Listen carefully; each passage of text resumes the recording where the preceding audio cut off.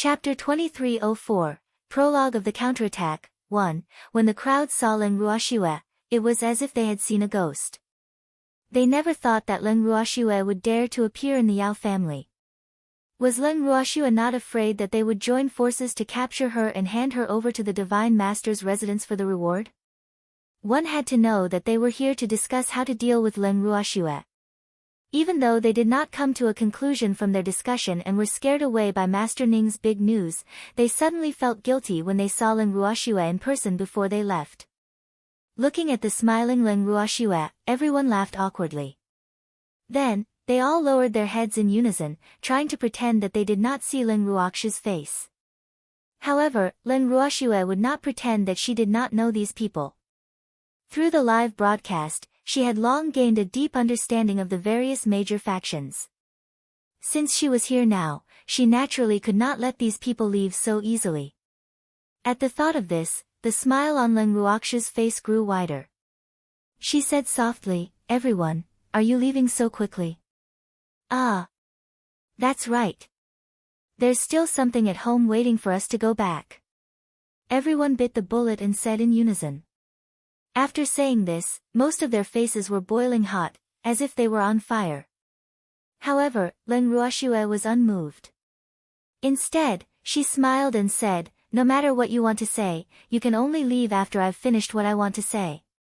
When everyone heard this, their faces immediately turned ugly, and they wailed in their hearts. What the hell is this? They did not want to find trouble with Leng Ruoxue, but who knew that she would not let them go? However, when they recalled that Leng Ruoxue had even injured 6 reverent god-level beasts, they really did not dare to go head-to-head with her. "Don't worry, I won't take up too much of your time," Leng Ruoxue added. This wasn't a matter of time. The crowd wanted to cry but had no tears. Master Ning's revelation had already deeply shocked them, so they were not willing to stay in the Yao residence for another moment. Now that Leng Ruoxue had suddenly appeared, they all had a bad feeling in their hearts. What Leng Ruoxue was going to say might be even more serious than what Master Ning had said. It had to be said that everyone was right. Because what Leng Ruoxue was about to say would indeed scare them to the point that their hearts would start to palpitate. However, it was impossible for them to leave without listening.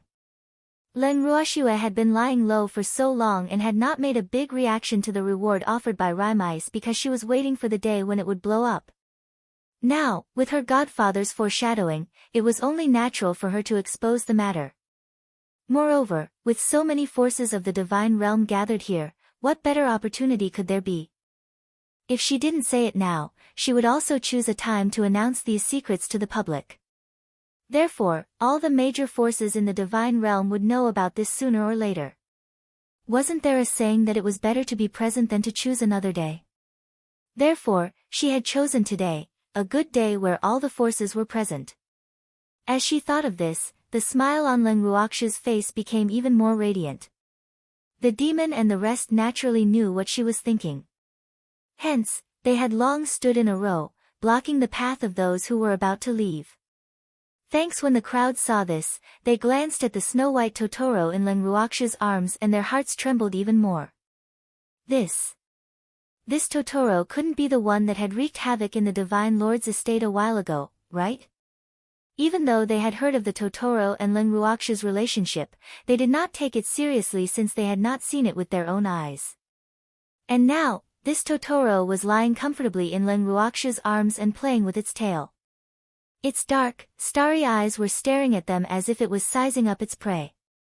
This made their already uneasy hearts panic even more. At this moment, Leng Ruoxue and the others had all returned to their original appearances. Tsang naturally had also changed back to his Totoro appearance. When the master of the Ning family came out of the living room and saw their appearance, he knew that Shui and the others were ready. The Cheng clan's clan head, who had followed them out, immediately approached Leng Ruoxue with a smile the moment he saw her. With a teasing look, he teased, "All right. Little girl, you clearly know that the Yao family's old man wants to find someone to deal with you, yet you still dare to come here in broad daylight. Aren't you afraid that we will join forces to take you down?" Although his words were meant to tease, but, it was because from the corner of his eyes, he saw that the head of the Yao family had also followed them out, so he deliberately said this. However, these words were also his true feelings. However, the head of the Yao family, who happened to hear this, was immediately unhappy and shouted at the head of the Cheng family, "Old man Cheng, what are you talking about? When did I ever think of finding someone to deal with Leng Ruoxue? What's wrong? Didn't you gather us here to discuss how to deal with Shuer? You dare to deny it?" The head of the Cheng family glared at him and roared. "You bastard! This old thing dared to not admit it." The patriarch of the Cheng family was furious, and the consequences were very serious. "You've misunderstood. I only said to discuss Leng Ruoxue's matter. I have no intention of gathering you all to deal with her." The head of the Yao family hurriedly explained. When he saw the Totoro, he knew that even if he was not afraid of Leng Ruoxue, he could not admit that he wanted to deal with her. Otherwise, this Totoro, who had dared to tear down the Divine Lord's residence, would have no qualms about tearing down the Yao family. Now, the Yao family definitely did not have the spare money to repair the house. Therefore, he would rather leave the impression that old man Cheng and the others were shameless than to be hated by this Totoro. After hearing the scoundrels of the Yao family's patriarch, the originally angry patriarch Cheng was amused. The head of the Cheng clan said with a face full of admiration, "Old man Yao, I've finally gotten to know you today. Your ability to lie with your eyes open is beyond our reach. All right. You win. If you say it's not to deal with Shuer, then it's not. Me. I can't be bothered to argue with such a shameless person like you. I find it embarrassing." After the Cheng family's head finished speaking, he didn't even want to look at the Yao family's head and directly turned his head away. However, the shameless Yao family's head didn't feel too good at this time, because as soon as he said those words, he received many surprised gazes. The surprise and disbelief in those eyes made his old face burn. After all, as the head of the family, it wasn't easy to go back on his words. Many people would be watching. However, compared to the destructive power of the Totoro, he would rather let these people despise him. Who asked Sang to be more difficult than others? It could be said that in order to not anger Sang, he even threw away his old face. Following that, he turned to Leng Ruoxue and said, "Miss Leng, they've all misunderstood my meaning. I invited them here only to discuss your matter with the other forces. I'm not gathering them to deal with you. Of course, I also want to be a peacemaker and mediate the conflict between you and the beast race. As a matter of fact, I've even invited the dragon race, the phoenix race, and the white tiger race, which are the 4 divine beast kings. Don't you guys agree?" Chapter 2305, Prologue of the Counterattack, 2. The patriarch of the Yao family spoke in a gentle and understanding manner. After hearing what he said, the elders of the dragon kind and phoenix kind started to look down on him. This old thing was really too shameless. He could even say such shameless words, so what else could he not do? Wasn't he lying through his teeth? He didn't say that in the living room just now, but now that he saw the person involved, he changed his words. Did he think that everyone present was dead? The more the 4 elders of the Dragon clan and Phoenix clan thought about it, the more aggrieved they felt. The Yao family's head's actions were clearly showing that he had submitted to Leng Ruoxue. How could the divine beast, who had a noble bloodline and had always been proud and arrogant, accept this? However, just as they were about to fly into a rage, the head of the Yao family sent a voice transmission to them and reminded them to pay attention to the Totoro in Leng Ruoxue's arms. Only then did the 4 of them notice Tsang's existence. At the same time, they also thought of the recent rumors in the divine realm. Their hearts instantly trembled, and they immediately became as obedient as babies. At this moment, everyone else had also received the warning message from Patriarch Yao, so, surprisingly, even though they knew that Patriarch Yao was lying through his teeth, they didn't raise any doubts about his words. Seeing this, the head of the Yao family calmed down. Anyway, Leng Ruoxue and the rest were not present at the time, so he could say whatever he wanted. Even if he said that the white cat was the black cat, no one would dare to refute him. The more he thought about it, the prouder the Yao family head became. Moreover, at this time, he had clearly forgotten the existence of the master of the Ning family. But at this time, the master of the Ning family gave face to the master of the Yao family. He just smiled and looked at the master of the Yao family, directing and acting without saying a word. At this time, the master of the Ning family was very clear that he didn't need to say anything about what had happened in the living room just now, and he didn't need to waste his breath arguing with old man Yao. Shuai and the others definitely knew it very well, so he naturally didn't need to waste his effort. In addition, he didn't say a word because he wanted to see how shameless this old man of the Yao family could be. After seeing him today, he was indeed not disappointed. The Yao family had invited the dragon race, phoenix race, and white tiger race here to help us mediate. At this moment, Leng Ruoxue, who had remained silent after hearing the Yao family head's explanation, asked slowly. Of course. Our Yao family is the leader of the 8 great divine domains, and you're the precious daughter of the head of the Ning family, a member of the human race. We naturally don't want you to have any misunderstandings with the beast race, so I've invited the representatives of the 3 races. Don't you agree, Elder Qin? The patriarch of the Yao family glanced at Elder Qin, who was suppressing her anger, and gave her a meaningful look. Right. Elder Qin said unwillingly after receiving the Yao family head's meaningful glance. In reality, if it wasn't for the Yao family head's meaningful glance, she wouldn't have said this at all. Because of the family matters, she had a rather great opinion of Leng Ruoxue, so she naturally wasn't willing to get along with her. Furthermore, the Yao family head's actions made Elder Qin feel very vexed, because he was clearly submitting to Leng Ruoxue. Although the Yao family head was afraid that the Totoro in Leng Ruoxue's arms would fly into a rage, she didn't think that with so many of them working together, they wouldn't be able to take care of a single Totoro. At the same time, she felt that the Yao family head was being overly anxious and making a mountain out of a molehill. However, Elder Qin still gave Patriarch Yao a lot of face, so she didn't immediately vent her dissatisfaction towards Leng Ruoxue. Instead, she swept her unfriendly gaze towards Leng Ruoxue without any trace of politeness. Thanks. Seeing this, Leng Ruoxue smiled and said, Patriarch Yao, you said that you invited the beasts to mediate between us, but no matter how I look at it, this Elder Qin seems to have a very big opinion of me. In addition, since you're here to mediate for us, why did you only invite the beasts and forget to invite me? Faced with Leng Ruoxue's question, the Yao family head's mind whirred as he pretended to be helpless. I wanted to wait until I've communicated with the Beast clan about this matter before inviting you over. If that's the case, I have to thank Yao family head for your concern. Leng Ruoxue said with a half-smile. No need to thank me. In the future, our human race and the beast race will live in harmony. The head of the Yao clan said shamelessly. Harmonious, your head. When Leng Ruoxue heard this, she really wanted to curse out loud. However, her good upbringing allowed her to hold it in. She smiled and said, Yao family head's wish is good, but I'm afraid I'll have to disappoint you. What? When the head of the Yao family heard this, he was stunned. Then, he looked at Leng Ruoxue with a puzzled expression, a big question mark hanging on his face. I can't live in harmony with the beast race. Especially the dragon race, phoenix race and the white tiger race.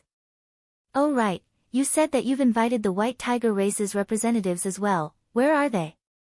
After Leng Ruoxue spoke the truth, she intentionally asked about the white tiger race's situation. When the head of the Yao family heard her words, his heart skipped a beat. Could it be that Leng Ruoxue bore a grudge against the Beast clan?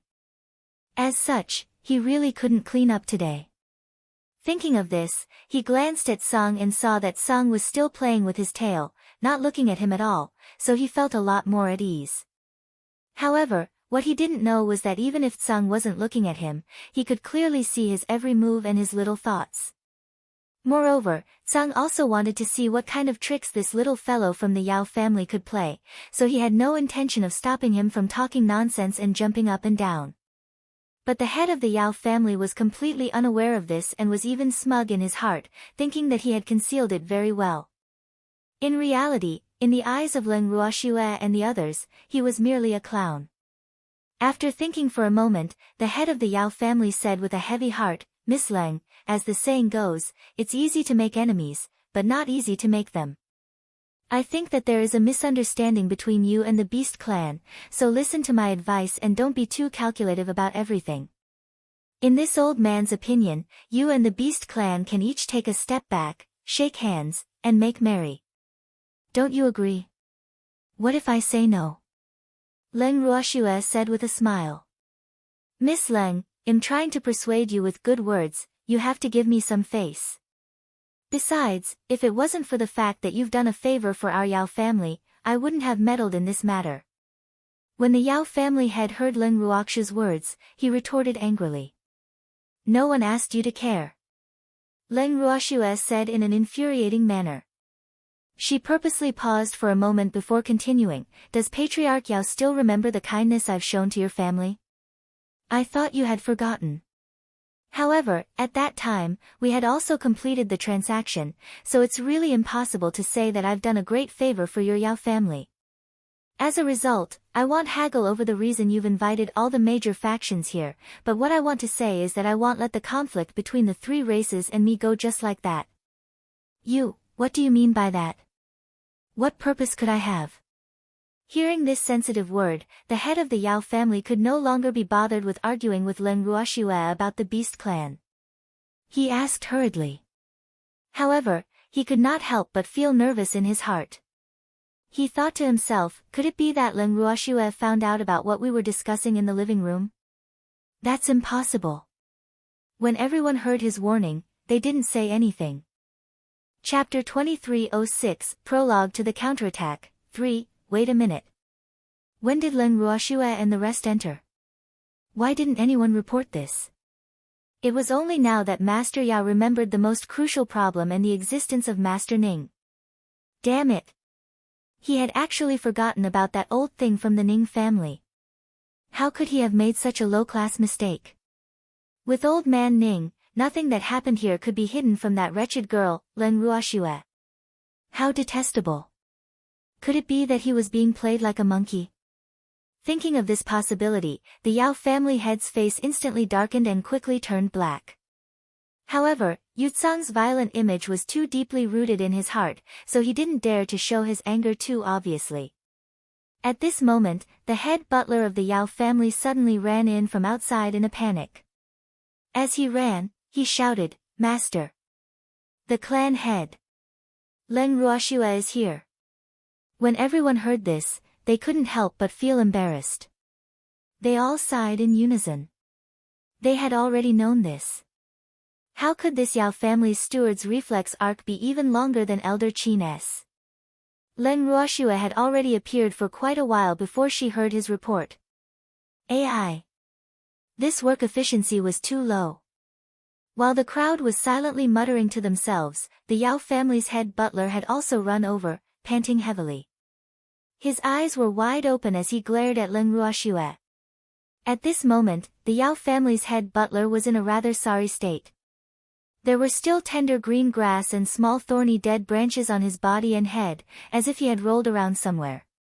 Seeing his state, everyone could guess that he had most likely not gotten any advantage in the hands of Leng Ruoxue and the others even without him saying anything. Master!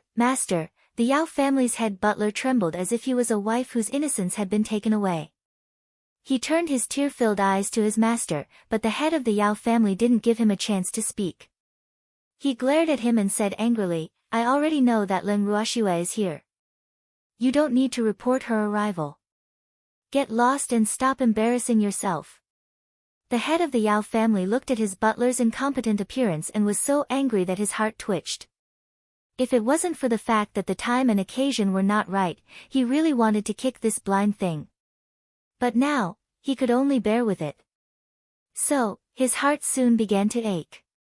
At this moment, Leng Ruoxue smiled and said, Yao family head, let's get back to the main topic.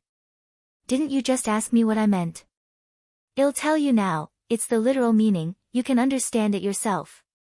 As for the purpose of your Yao family gathering all your forces here, do I need to explain it clearly?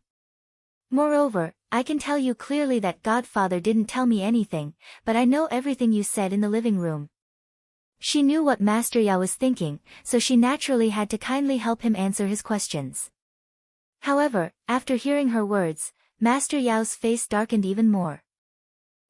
Since you already know, why are you still pretending to know nothing? Is it fun? The head of the Yao family had confirmed that he had indeed been played like a monkey, and he was furious. However, he still retained a trace of rationality. After all, he was worried about Sung's existence. Of course it's fun. You've tried so hard to cover up everything. If I don't fulfill your wish, you'll feel guilty. So, I can only kindly let you continue acting. However, now that the show is over, I've seen enough. Therefore, we can return to the main topic. Leng Ruoxue said with a calm expression. Back to what topic? The head of the Yao clan asked, suppressing his anger. As for what I told you before, please listen to what I have to say before you leave. Leng Ruoxue said indifferently. Then hurry up and tell me. The head of the Yao family gritted his teeth as he growled. At the same time, he could clearly feel a cold gaze shooting at him. Immediately, he felt a chill on his neck as a chill gushed out from his body and instantly covered his limbs. Who was it? Why did he feel so much pressure? Could it be that Totoro? It definitely was. For the Totoro to cause trouble in the God Lord estate and leave God Lord Fog Ripple helpless, it must be extraordinarily strong. Moreover, he was so wary of Tsang's existence. Therefore, although he suspected that it was Tsang's doing, he didn't dare to confirm it. In fact, the one who shot out that dagger-like gaze was not Tsang, but the demon. The evildoer didn't have a good impression of the head of the Yao family. This old thing took them for fools and wanted to fool them, but he was fooled by them instead. Now that the matter was exposed, he still dared to glare at Shuer fiercely. He was really tired of living. Thanks, he couldn't bear to glare at Shuer, but he didn't want to keep her for others to glare at. At this moment, the evildoer bore a grudge against the head of the Yao family, and everything that happened today would determine the miserable days of the head of the Yao family in the future. Of course, the current head of the Yao family naturally didn't know. However, when Leng Ruoxue heard the Yao family head's urging, she replied unhurriedly, Yao family head, calm down, I have a long story to tell. It's not something that can be explained in 1 or 2 sentences. Then, make it short. The head of the Yao family immediately roared. He was really going crazy. The dagger-like gaze that lingered on his entire body made him flustered. He had lived for so long, but he had never felt this way before. Therefore, he was quite frustrated at the moment. It was a pity that even though Leng Ruoxue could tell that the head of the Yao family was a little anxious, she remained calm and collected. She then introduced Dongfang Yu and the others to everyone. Every time Leng Ruoxue introduced a person, that person would politely greet everyone present. However, everyone present had different expressions. Some of them had a look of realization on their faces, while some were confused. Dongfang Yu and the others had disappeared from the divinity for too long. Thus, even though they were the proud and arrogant people of the divine world, they had disappeared from the public sight for too long and many people had already forgotten about them. After Leng Ruoxue's introduction, although some of them remembered the names of Dongfang Yu and the others, most of them still could not react in time. After introducing Dongfang Yu and the others, Leng Ruoxue glanced at the confused crowd and said, even if you've never seen them in person, you should know about the famous Lord War God of the Divine Realm, right? Lord War God. Everyone was jolted awake. Of course they had heard of Lord War God. He was also the only deity in the history of the Divine Realm who had obtained the title of War God. And the God of War's name was Dongfang Yu. That's right. It was Dongfang Yu. Instantly, everyone looked at Dongfang Yu with even more fervent eyes. In the past, the war god Dongfang Yu was the idol of countless people in the Divine Realm.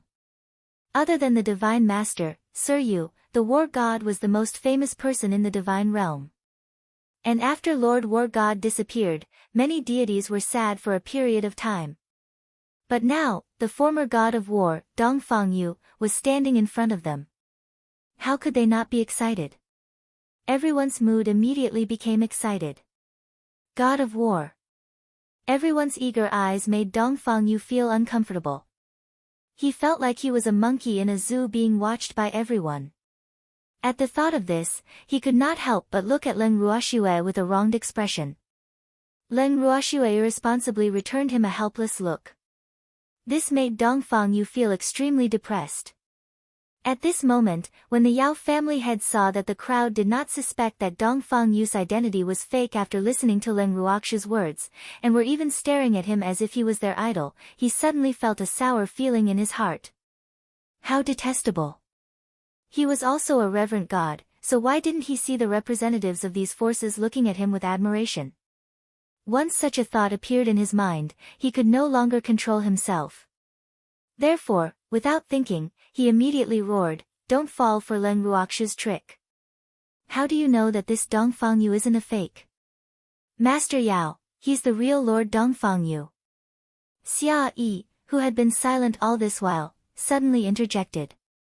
Xia Yi was quite surprised to see Dongfang Yu here. This was because everyone in the divine world knew that Lord Dongfang Yu had disappeared hundreds of thousands of years ago. Some people even guessed that Lord Dongfang Yu had probably died. Otherwise, he would not have disappeared for so many years. Therefore, to be able to see Lord Dongfang Yu in the Yao family, everyone was more surprised than surprised. However, the head of the Yao family didn't like to hear such words, so he asked, "Sir Xia Yi, have you seen Sir Dongfang Yu in person?" "As far as I know, you were about the same age as me when Master Dongfang Yu went missing. At that time, we didn't have the chance to meet Master Dongfang Yu." "How can you prove that this Dongfang Yu is the real one?" "Although I've not seen Lord Dongfang Yu in person, I'm familiar with his qi. Because the courtyard that I'm living in now is the same one that Lord Dongfang Yu once lived in," Xia Yi said with pride. When the head of the Yao family heard this, he said nonchalantly, "That doesn't mean he's Sir Dongfang Yu, right? After all, Dongfang Yu had been missing for a long time. If we mistook someone else for Sir Dongfang Yu, I think the real Sir Dongfang Yu will be unhappy when he finds out." Chapter 2307, The Real and Fake God of War Token, 1. This must be the head of the Yao family. "It looks like you're very suspicious of my identity," Dongfang Yu asked calmly after hearing what the head of the Yao family had to say. "Of course. War god Dongfang Yu is the idol of many in the divine realm. Therefore, in order to protect the honor of the war god, we must find out whether you are real or not. Otherwise, if someone were to impersonate you, how can we face the real Lord War God?" The Yao family head's words were filled with righteousness.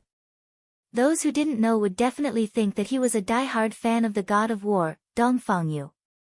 However, in reality, he did not want Dongfang Yu's identity to be recognized by everyone. This could also be considered a disaster caused by jealousy. Although Dongfang Yu was famous hundreds of thousands of years ago, that was a thing of the past. In the current divine world, those who worshipped Dongfang Yu were usually those who had lived for a long time. Most of the deities might have heard of his name, but because they were born only a short time ago, they did not have a deep impression of him and naturally did not worship him much. To put it bluntly, in the hearts of those people, Dongfang Yu was probably not even as prestigious as the family masters of the 8 great divine regions. However, the status of those people in the divine realm was naturally not high. However, the people present were different. The people present were all representatives of the major forces and had very important speaking rights in their respective forces. Therefore, the Yao family master certainly valued the people present more. He really didn't want to see Dongfang Yu being more popular than him, even though they were both divine reverends. "You bastard! He was an ancient person who had disappeared for so long. Why didn't he just disappear? Why did he come out?" With Dongfang Yu's appearance, his status in the hearts of the people of the divinity would probably drop again. Originally, he could have been ranked in the top 3 among the reverent gods of the divine world. Other than God Lord Rime, the only other person above him was the Ning clan's old man. But now that Dongfang Yu had suddenly appeared, let alone being ranked in the top 3, he didn't even know where he could be ranked. How could he not be angry? The 3 reverent God-level experts in the Divine Master's estate could never match up to the old fogies from hundreds of thousands of years ago. Therefore, the master of the Yao family felt extremely depressed when he thought about Dongfang Yu and the others stealing his limelight and his revered position in the divine realm. Then how do you want me to prove that I'm Dongfang Yu, Master Yao? Dongfang Yu deliberately pondered for a moment before he asked indifferently. As we all know, War God Dongfang Yu has a War God token, which was personally refined by the previous Divine Master, Sir Yu. It also represents his identity. So, as long as you can show me that token, I will acknowledge you as War God Dongfang Yu. After thinking for a moment, the Yao family head said. Old man Yao, aren't you making things difficult for me? Who doesn't know that Lord War God's War God token was lost? Where do you want Lord Dongfang Yu to get it? Before Dongfang Yu could say anything, the Qing family's head interjected. Yup. Master Yao, Lord Dongfang Yu's token has been lost for a long time. How could he have taken it out? Even if this Darren is not the real Darren Dongfang Yu, I'm afraid that even if the real Darren Dongfang Yu were to stand in front of us, he would not be able to take out the token you want. As soon as the Qing clan's patriarch finished speaking, some of his admirers immediately chimed in, and everyone else also looked at the Yao clan's patriarch with condemnation. The head of the Yao family was extremely thick-skinned, and under everyone's disdainful gazes, he remained calm and composed as he said, I'm just trying to prove the authenticity of this Sir Dongfang Yu. Why can't you guys understand me? Understand your head. Hundreds of thousands of years ago, Dongfang Yu put a bounty on the whereabouts of that token, but you still asked him to use it to prove his identity. You're clearly making things difficult for him. The head of the Qing clan said, somewhat speechless. This old man of the Yao clan was getting more and more shameless. He really didn't know how he had been trained to become so. How am I making things difficult for you? As long as this man who calls himself Dongfang Yu can take out that War God token, he'll admit that he's Dongfang Yu. It's that simple. The head of the Yao family said stubbornly. He didn't care about what the head of the Qing family said about Dongfang Yu losing his token. He just wanted to use the token to prove it. Thanks, two patriarchs, there's no need to argue. Isn't it just a War God token? I'll just give it to you. Dongfang Yu hurriedly advised when he saw that the two clan heads, Qing and Yao, were flushed with anger because of him. What? When the two of them heard this, they were both stunned. The head of the Yao family was even more bewildered. It was impossible for this person to take out Dongfang Yu's warlord token. That was because the token of the god of war was currently lying in his storage ring. Otherwise, he wouldn't have been so confident to force Dongfang Yu to hand over the token. But now, what did Dongfang Yu mean? He absolutely didn't believe that Dongfang Yu would be able to take out the token that he had lost years ago. However, just as the head of the Yao family was letting his imagination run wild, a black token appeared in Dongfang Yu's hand. A trace of ancient, enormous, and terrifying aura instantly enveloped everyone present. The aura was coming from the black token in Dongfang Yu's hand. Everyone could clearly feel the aura from the token, making them have the urge to prostrate themselves in worship. If Dongfang Yu had not controlled the release of the aura, these people would have knelt down involuntarily. Yao family head, are you talking about this token? Dongfang Yu waved the token in his hand and asked with a smile. Hearing this, the head of the Yao family raised his head and stared at the token. Then, his pupils suddenly contracted. On the front of the token were the two words, God of War, written in a vigorous and powerful manner. On the back was a black phoenix with its wings spread out. This token was exactly the same as the one he had collected. Even the aura on the token was very similar.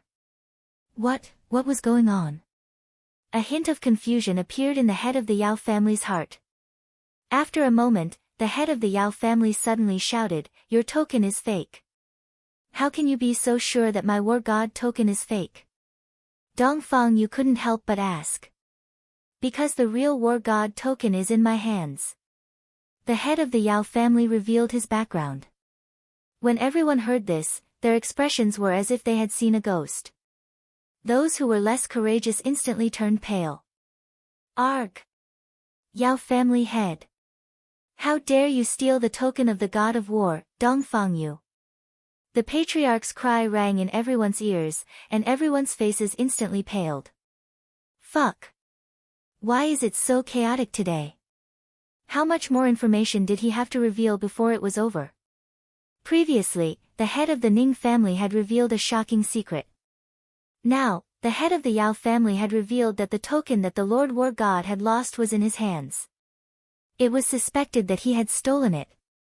Chapter 2308, The Real and Fake God of War Token, 2. This series of events tested the endurance of everyone's hearts. Some of them were even wondering if they would be able to walk out of the Yao family alive after knowing so many secrets. Sob. Thinking that they might die here, many people couldn't help but cry in their hearts. Today, they had been too shocked. What do you mean I stole it? I didn't steal it. Don't talk nonsense and accuse me. The head of the Yao family grew anxious when he heard this. Fuck. She shouldn't have poured dirty water on him like this. When the Yao family head heard the Qing family head's words, he was so angry that he almost spat out a mouthful of blood. That damn thing was really too infuriating. Humph. He must have done it on purpose. You said Sir Dongfangyu's war god token is in your hands. Did we hear you right? The head of the Qing family asked with an evil smile. Yes, that's right, the head of the Yao family said. However, he only managed to say 3 words before the rest of his words were stuck in his throat by the head of the Qing family. He didn't have the chance to say them. Then it's settled. Back then, Sir Dongfangyu's token was lost, and it's in your hands now. Didn't you steal it? The head of the Qing family said matter-of-factly, and even had a face that said, I'm smart, right? His words also made the head of the Yao family tremble with anger, and his face instantly turned livid. However, the head of the Qing clan was not afraid of him. Then, the head of the Qing family looked at Dongfangyu with a smile and said, Sir Dongfangyu, we've found the thief who stole your token. He's the head of the Yao family. Oh. Well, there must be punishment for stealing, so you can do whatever you want with him, we won't care. You guys can slowly settle the score between you. All right. Dongfangyu received the Qing family's head's goodwill and replied with a smile. The patriarch of the Yao family almost fainted from their words. As the crowd listened to them echoing each other, they could not help but feel embarrassed. At this moment, they were extremely sympathetic to the Yao family head. You know how to lie with your eyes open, turning black into white, but so do others. I just don't know how Sir Dongfangyu is going to punish the head of the Yao family. While the crowd sympathized with the Yao family head, they couldn't help but feel curious. In fact, everyone was well aware that it was impossible for the head of the Yao family to have stolen the token of the god of war, Dongfangyu. Everyone knew that the head of the Yao family was just a small fry in the divine world at that time. How could he have the opportunity to steal the token of Lord Dongfangyu? However, now that things had come to this point, although everyone was clear in their hearts, they could only pretend to know nothing and act as bystanders. Otherwise, anyone would be depressed if they were dragged into this. In an instant, everyone decided to stay out of this matter. They couldn't afford to offend any of these people. They'd better be invisible. It had to be said that everyone's decision was wise. But in the heart of the Yao family's head, he was boiling with anger, and it set off a stormy wave in his heart, igniting a sea of fire. Unfortunately, he had no way to vent it. Thanks, I didn't steal that token. After taking a few deep breaths and feeling that his anger had slightly calmed down, the head of the Yao family gritted his teeth and said, Is the token in your hands? The head of the Qing clan asked again. Yes. The head of the Yao family gritted his teeth so hard that they creaked. He really wanted to rush forward and grab the head of the Qing family to bite him a few times. This damn old man was really too annoying. It was all his nonsense that wronged her, causing her to almost die from anger. Then you stole it. Otherwise, how could it be in your hands? The head of the Qing family happily came to an important conclusion, but he was already laughing in his heart. Ha! Even if he couldn't anger the Yao family's old man to death, he would at least make him spit out a few mouthfuls of blood. How satisfying. I picked it up. I can't. The head of the Yao family glared at him with eyes that were spitting fire as he roared. You picked it up. Do you think we're 3-year-old kids? It was wrong. Even a 3-year-old child would not believe you. Moreover, why did you pick it up, and why can't we? The head of the Chen clan asked with a face full of doubt. I'm lucky. The head of the Yao family roared with a red face. You're lucky. With your stinky hands, how could you pick up anything good? Ha ha ha. This is too funny. Patriarch Qing didn't believe Patriarch Yao's words at all, and the expressions on the faces of the people who had been listening attentively the whole time were also clearly suspicious. A junior of my family found it by accident, so I handed it over to the family. Is that okay? The head of the Yao family helplessly told the truth. I see. Master Yao, even if you say so, there's no evidence to prove that you didn't steal Lord Dongfang Yu's token. However, since you've said so, we should give you a chance to explain yourself. So, tell me, why didn't you return this token to Sir Dongfang Yu when your junior picked it up? What were your intentions? The master of the Qing family asked with a stern face. When my family's junior found this token, Sir Dongfang Yu had already been missing for a long time. How could I return it to him? Although he was angered by the Qing family head's words to the point of spitting blood, the Yao family head had no choice but to suppress his anger and patiently explain. Otherwise, with so many people present, if this matter were to spread, who knew what kind of situation it would become? The current him was fully aware of the power of rumors, because he had been deeply harmed during this period of time.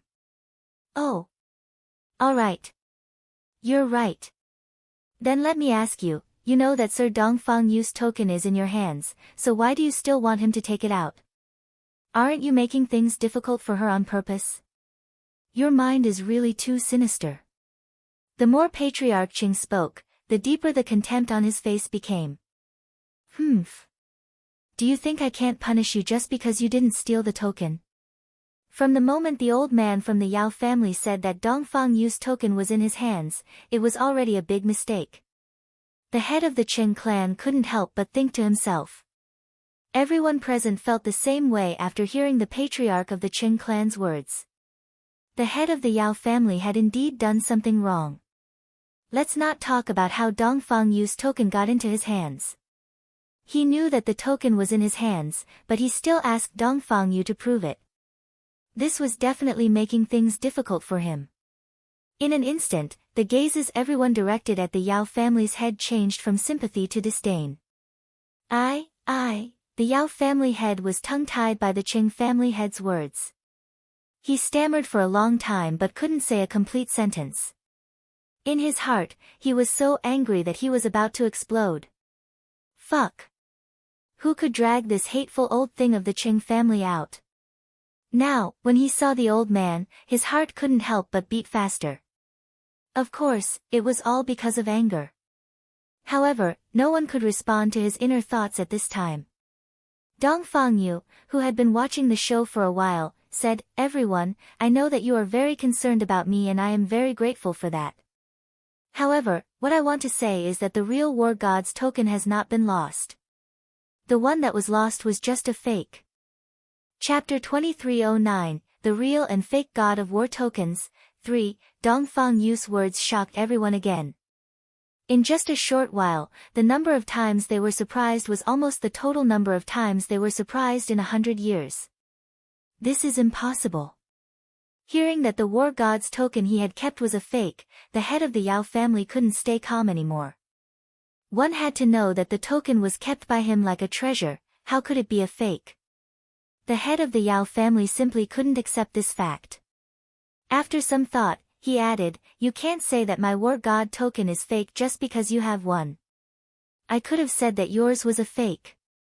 If Yao family head doesn't believe me, you can take out the token in your hand and compare it with mine. At that time, we'll know who's the real one." Dongfang Yu suggested. "Good. I'll take it, my piece can't be fake." the head of the Yao family said confidently. After he finished speaking, he quickly took out the war god's token from his storage ring. As soon as the token appeared, it exuded a rather ancient aura, just like the one Dongfang Yu had taken out. It also gave off a sense of deterrence. Everyone looked at the one in Dongfang Yu's hand and then at the one in the Yao family's head's hand. For a moment, they couldn't tell which one was real and which one was fake. Seeing the question marks on everyone's faces, the Yao family's head was pleased. Humph. He had said it before, how could his be fake? However, the two tokens gave off the same aura. It wasn't easy to say that the token in Dongfang Yu's hand was fake. Thinking of this, the head of the Yao family couldn't help but frown. What should he do to make everyone believe that the one in Dongfang Yu's hands was fake? The head of the Yao family thought hard. Suddenly, his heart trembled, and his face instantly turned pale. The massive and ancient aura on his token had disappeared, and it had turned into an ordinary black iron token. This fact drove him crazy. How did this happen? How did this happen? The head of the Yao family couldn't believe this fact. However, the token in Dongfang Yu's hand was still like a king looking down on all living beings. There was no need to argue anymore. Dongfang Yu's identity was acknowledged by all the major forces without any doubt. In fact, they had acknowledged Dongfang Yu's identity the moment he appeared because they didn't think anyone would dare to impersonate him. However, the head of the Yao family didn't know if water had entered his brain, but he actually wanted to make such a scene. Now, great, let's see how he will end this. Those who didn't like the head of the Yao family couldn't help but secretly laugh. Yao family head, can you acknowledge my identity now? What's going on? Dongfang Yu asked as he put away the token and looked at the pale-faced master of the Yao family, who was still in a daze. How could this be? How did this happen? The head of the Yao family kept repeating the same words. Clearly, he couldn't accept the fact that his collection was a fake. This was too much of a blow to him. Yao family head, I've said it before, the token I lost back then was fake. Because I accidentally discovered that someone was after the war god's token, I asked the divine master to make a few more fakes for me just in case. I didn't expect that one of the fakes would really be stolen. Dongfang Yu answered with a smile. Then why do the two tokens have the same aura? Moreover, over the years, I have taken out the token countless times, but there has never been a situation where the aura disappears. You. What did you do to my token? The head of the Yao family snapped back to his senses and questioned him angrily. At this moment, he had long forgotten that the token he had collected was actually Dongfang Yu's. You still don't understand? Two identical tokens, the fake meeting the real one, naturally will be exposed. Leng Ruoxue could only kindly explain when she saw that the head of the Yao family had suffered a huge blow. Not bad. When the token in your hand appears alone, no one will notice anything wrong. However, when the real and the fake appear at the same time, the fake naturally can't be real. Dongfang Yu added with a smile. After hearing this explanation, the head of the Yao family was completely listless. Thanks, old man Yao, my condolences. It's just a token. If it's fake, then so be it. It's not yours anyway. Besides, since you've suffered quite a bit, I won't pursue the matter of you deliberately making things difficult for Sir Dongfang Yu. However, I don't know if Sir Dongfang Yu will let you off easily. You take care of yourself.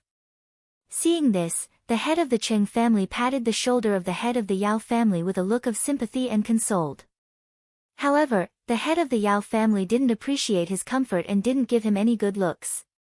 However, the head of the Cheng clan didn't care that his warm face was stuck to someone else's cold butt. Instead, he smiled and said to everyone present, now, Sir Dongfang Yu's identity has finally been confirmed. Let's welcome the return of the great war god. After he finished speaking, he took the lead in clapping. Then, thunderous applause suddenly rang out. Dongfang Yu also nodded to the crowd to express his gratitude. However, when the head of the Yao family heard the applause, he could not understand the joy of the crowd. But at this time, he had completely calmed down. However, his heart was cold because he knew that he had completely offended Dongfang. Although Dongfang had not said anything, it did not mean that he would not hold a grudge. Thinking up to this point, the head of the Yao family could only thicken his skin and say, Sir Dongfang, I was being disrespectful to you because I wanted to verify your identity. I hope you don't blame me. Don't worry, I won't take it to heart. Dongfang said with a friendly smile. However, he couldn't help but think to himself, my biggest enemy is Wu Chen, who has the time to deal with you. In his eyes, the Yao family head was just a clown, and he didn't need to spare time to deal with him. He just needed to deal with this old thing when he was ready, so there was no need to waste too much time on him. When the head of the Yao family heard Dongfang's words, he finally heaved a sigh of relief. Otherwise, he was really afraid that Dongfang would not let him off. Unfortunately, he couldn't read Dongfang's mind, so he didn't know what he was thinking. Otherwise, he would be depressed to death. At this moment, Leng Ruoxue saw that the matter of Dongfang's identity had finally come to an end. She smiled and said, everyone, now that you've confirmed Dongfang's identity, I think you'd like to hear about his experiences over the years, right? They really wanted to hear it. Although they knew that they had no choice but to listen and Leng Ruoxue would not let them go, they could not deny that Dongfang's experiences over the years were quite attractive to them. Their only hope was not to hear anything that would shock them. But was that possible? Leng Ruoxue had to show them evidence. Seeing that everyone was all ears, Dongfang's deep and pleasant voice slowly sounded, I've been in the Divine Master's estate all these years. After Dongfang finished his sentence, he deliberately paused to give everyone a chance to fill in the blanks. As expected, Xia Yi and Huang Wei's expressions changed drastically when they heard this. Sir Dongfang has always been in the Divine Master's estate. How come they didn't know about it? Where was he in the Divine Master's residence? For some reason, they had a bad feeling at the same time. They could feel that what Dongfang was going to say next might bring a huge storm to the divinity. As for the others, they were still looking at Dongfang in confusion, waiting for him to continue. Glancing at everyone's expressions, Dongfang continued, I was locked up by that bitch, Wu Yan. No, I should say we are locked up. He looked at Uncle Yan and the others and continued, we've been imprisoned by her for hundreds of thousands of years and suffered from that perverted woman's torture. Fortunately, Shui saved us. Otherwise, we'd never have the chance to see the light of day again, let alone see you all. So, Master Ning's words are true. Master Yu was indeed killed by the fog. The same words coming from Master Ning's mouth were naturally not as heavy as coming from Dongfang's mouth. Moreover, the crowd had been frightened by Master Ning's words, and to a large extent, they couldn't completely believe that it was the truth. Some people even thought that Master Ning was trying to defame God Lord Rimming Mist. Thus, they didn't want to stay for a moment longer, for fear that they would be implicated by Master Ning, who might be spreading rumors to slander God Lord Rimming Mist. However, Dongfang was the most trusted man of the former Divine Lord, Lord Yu. The credibility of his words was not something that the master of the Ning family could compare with. Therefore, everyone's face turned pale as soon as he said this. Some of the more timid ones couldn't help but tremble. They were truly afraid. Before this, they might have been able to feign ignorance about the credibility of those words and escape in a panic. But now, many of them were weak in the knees and couldn't escape even if they wanted to. After giving everyone some buffer time, Dongfang began to introduce in detail what the Fog Eyes had done to them for the past hundreds of thousands of years. When the people present heard Dongfang's description of the torture that Wu Mo had inflicted on them, quite a number of them fainted from shock. However, Dongfang didn't care if anyone was afraid. He continued to vividly describe what Leng Ruoxue had asked him to say. However, when he saw everyone fainting one after another, he suddenly couldn't help but hold it in. Chapter 23:10, The Way of a Man, 1, wasn't it a little too much for him to scare her like this? However, Shui was the one who told him to say these words. She even told him to say it as gory as possible, and he did as he was told. These words were definitely the truth, without a hint of falsehood. However, these people's psychological endurance seemed to be a little weak. How did they faint from fear so quickly? To be honest, Dongfang Yu was depressed and a little unhappy when he saw them faint. He had only needed to say a few words to make them faint. If these people were to experience the treatment they had been through, wouldn't they? His heart trembled. He didn't dare to imagine if these people could hold on. However, just as this thought surfaced in his mind, Leng Ruoxia's voice rang in his ears, "Everyone, in order to let you experience the torture that Dongfang Yu and the others have suffered, I've decided to let you experience it for yourself." Dongfang Yu was silent for a moment after hearing this. He didn't dare to let his thoughts run wild. Sob. Shuai most likely knew how to read minds. Otherwise, why would that little girl execute his thoughts just now? At this moment, he couldn't tell if he was feeling sympathy for these people or something else. In short, as long as he thought about how these people would be treated the same way as them, his complicated feelings for the person in front of him were like a surging river, endless. In reality, Leng Ruoxia's thoughts were not directly related to Dongfang Yu's thoughts. Leng Ruoxia did not read his mind. It was just that Leng Ruoxia felt that no matter how eloquently Dongfang Yu spoke, it would not be as good as letting them feel it directly. Hence, before Dongfang Yu had thought of it this way, Leng Ruoxia had already thought of it. When the patriarch of the Chen clan and the others heard this, they couldn't help but be speechless. When the representatives of the various major forces heard these words, some of them felt dizzy, while some of them were in a daze. Even so, they still had to personally experience all of this horror. This wouldn't cost them their lives, right? Thinking of this, the head of the Cheng family couldn't help but remind him, "Shuai, little girl, so many of these people have fainted. Do you still want them to experience it?" Of course. After Leng Ruoxia finished speaking, a small and exquisite white whale appeared in front of everyone. When it first saw Master Cheng and the others, the little white whale was a little shy. However, when it faced those who had fainted, it was very strong. The little white whale opened its mouth slightly, and then a few water pillars shot out from it. When the water pillars first came out, they were only a few small ones, but when they fell on those people, they became a heavy downpour. In an instant, the people who had fainted were drenched like fallen chickens. When the head of the Cheng family and the others saw this, they couldn't help but shiver. They thought to themselves, "Shuai is really ruthless." The water column that the white whale spewed out emitted a bone-piercing chill. Even those who were awake could feel the chill from the inside out, let alone those who had already passed out. These people's bodies had already lost all resistance. Just as they were thinking this, they saw that someone had already woken up from the cold. The first person to wake up was trembling all over, and his face was even paler. He was like a chick that had just come out of its shell, looking lost and at a loss. "Isn't someone already awake?" Leng Ruoxia said with a smile. "Ugh. All right. Did someone wake up, or was it because of the cold?" When the Cheng clan's clan head and the others heard this, they secretly sighed to themselves. They were deeply touched by Leng Ruoxia's methods. That little girl would definitely not play her cards according to the rules. At the same time, when they thought of this, they also felt deeply rejoiced. It was fortunate that they had not offended this little girl. Otherwise, they would have to receive the same treatment as them. Thanks of course, these people didn't dare to offend Leng Ruoxia too much at the moment.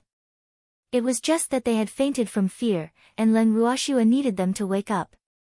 As the unconscious people woke up one by one, Leng Ruoxia repeated her thoughts to everyone. After hearing it, some people wanted to faint again. However, there was no way Leng Ruoxia would give them the chance to faint again. She only said indifferently, "Whoever faints again, I guarantee that they will never wake up." Hearing this, who would still dare to faint? Therefore, everyone forced themselves to be alert and looked at Leng Ruoxia pitifully, hoping that she would be kind enough to let them go. However, Leng Ruoxia had never thought of herself as a kind person. Hence, she ignored their pleading gazes and sent them into the dream dust space. The dream dust in the space received everyone who came to experience it, and when everyone was there, he began his work. In a short moment, only the people from the 8 divine domains, the Alchemist Guild headquarters, the Artifact Master Guild headquarters, the Phoenix Clan, the Dragon Clan, and the Ascender Alliance remained outside the Yao family's living room. Seeing that there were so few people, the head of the Qing family couldn't help but ask curiously, "Shuar, little girl, did those people go to experience it?" "Of course. Do you guys want to experience it too?" Leng Ruoxia's beautiful eyes swept across the few remaining people present as she asked. When the patriarch of the Qing family and the others heard this, they shook their heads repeatedly. They didn't want to experience any form of torture, and they didn't believe that Leng Ruoxia simply wanted those people to experience those things. Hence, they deeply felt that it was safer to stay outside. "That's a pity." Seeing them shake their heads, Leng Ruoxia had no choice but to say this.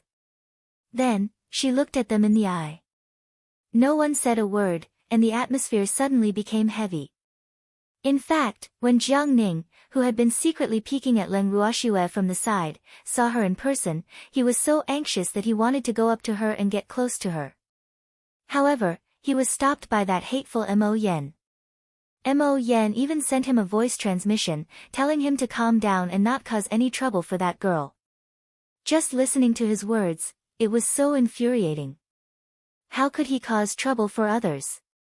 He didn't know how popular he was, but Mo Yen wouldn't allow him to act rashly and even threatened him that if he didn't listen, he wouldn't put in a good word for him in front of Leng Ruoxia. With such a threat, he really had to be obedient. However, it was as if there was a kitten living in his heart. The kitten's claws were still scratching at his heart, making his heart itch unbearably. It was because of this that his resentful little eyes kept floating over Leng Ruoxia's body. Leng Ruoxia, who had been very calm all this while, also clearly felt a probing gaze. She subconsciously turned her head to take a look, only to realize that someone from the Alchemist Guild headquarters was secretly peeking at her. When he saw her looking at him, that person even lowered his head shyly. This scene made Leng Ruoxia's forehead fill with black lines. Who was this pretty boy? Do you know her? Jiang Ning would never have thought that he was being treated as a gigolo by Leng Ruoxia, who had lowered his head so quickly because he was afraid of being discovered. If he knew Leng Ruoxia's thoughts, he would definitely cry out. Chapter 23:11, The Way of a Man, 2, A Pretty Boy. He was the dignified vice president of the Alchemist Guild headquarters. He had status, and face, so how could he be a pretty boy? However, in everyone's eyes, Jiang Ning's fair and handsome face really did look like a pretty boy. Of course, no one would dare to say this in front of him. Leng Ruoxia turned around and saw that it was a pretty boy looking at her. Naturally, she did not pay much attention to him. As for Mo Yen and old ancestor who were standing beside him, she did not take the initiative to greet them. After giving them a tacit look, she turned her beautiful eyes back to the Yao family head. Her beautiful eyes kept looking at the Yao family's head, making him feel uneasy.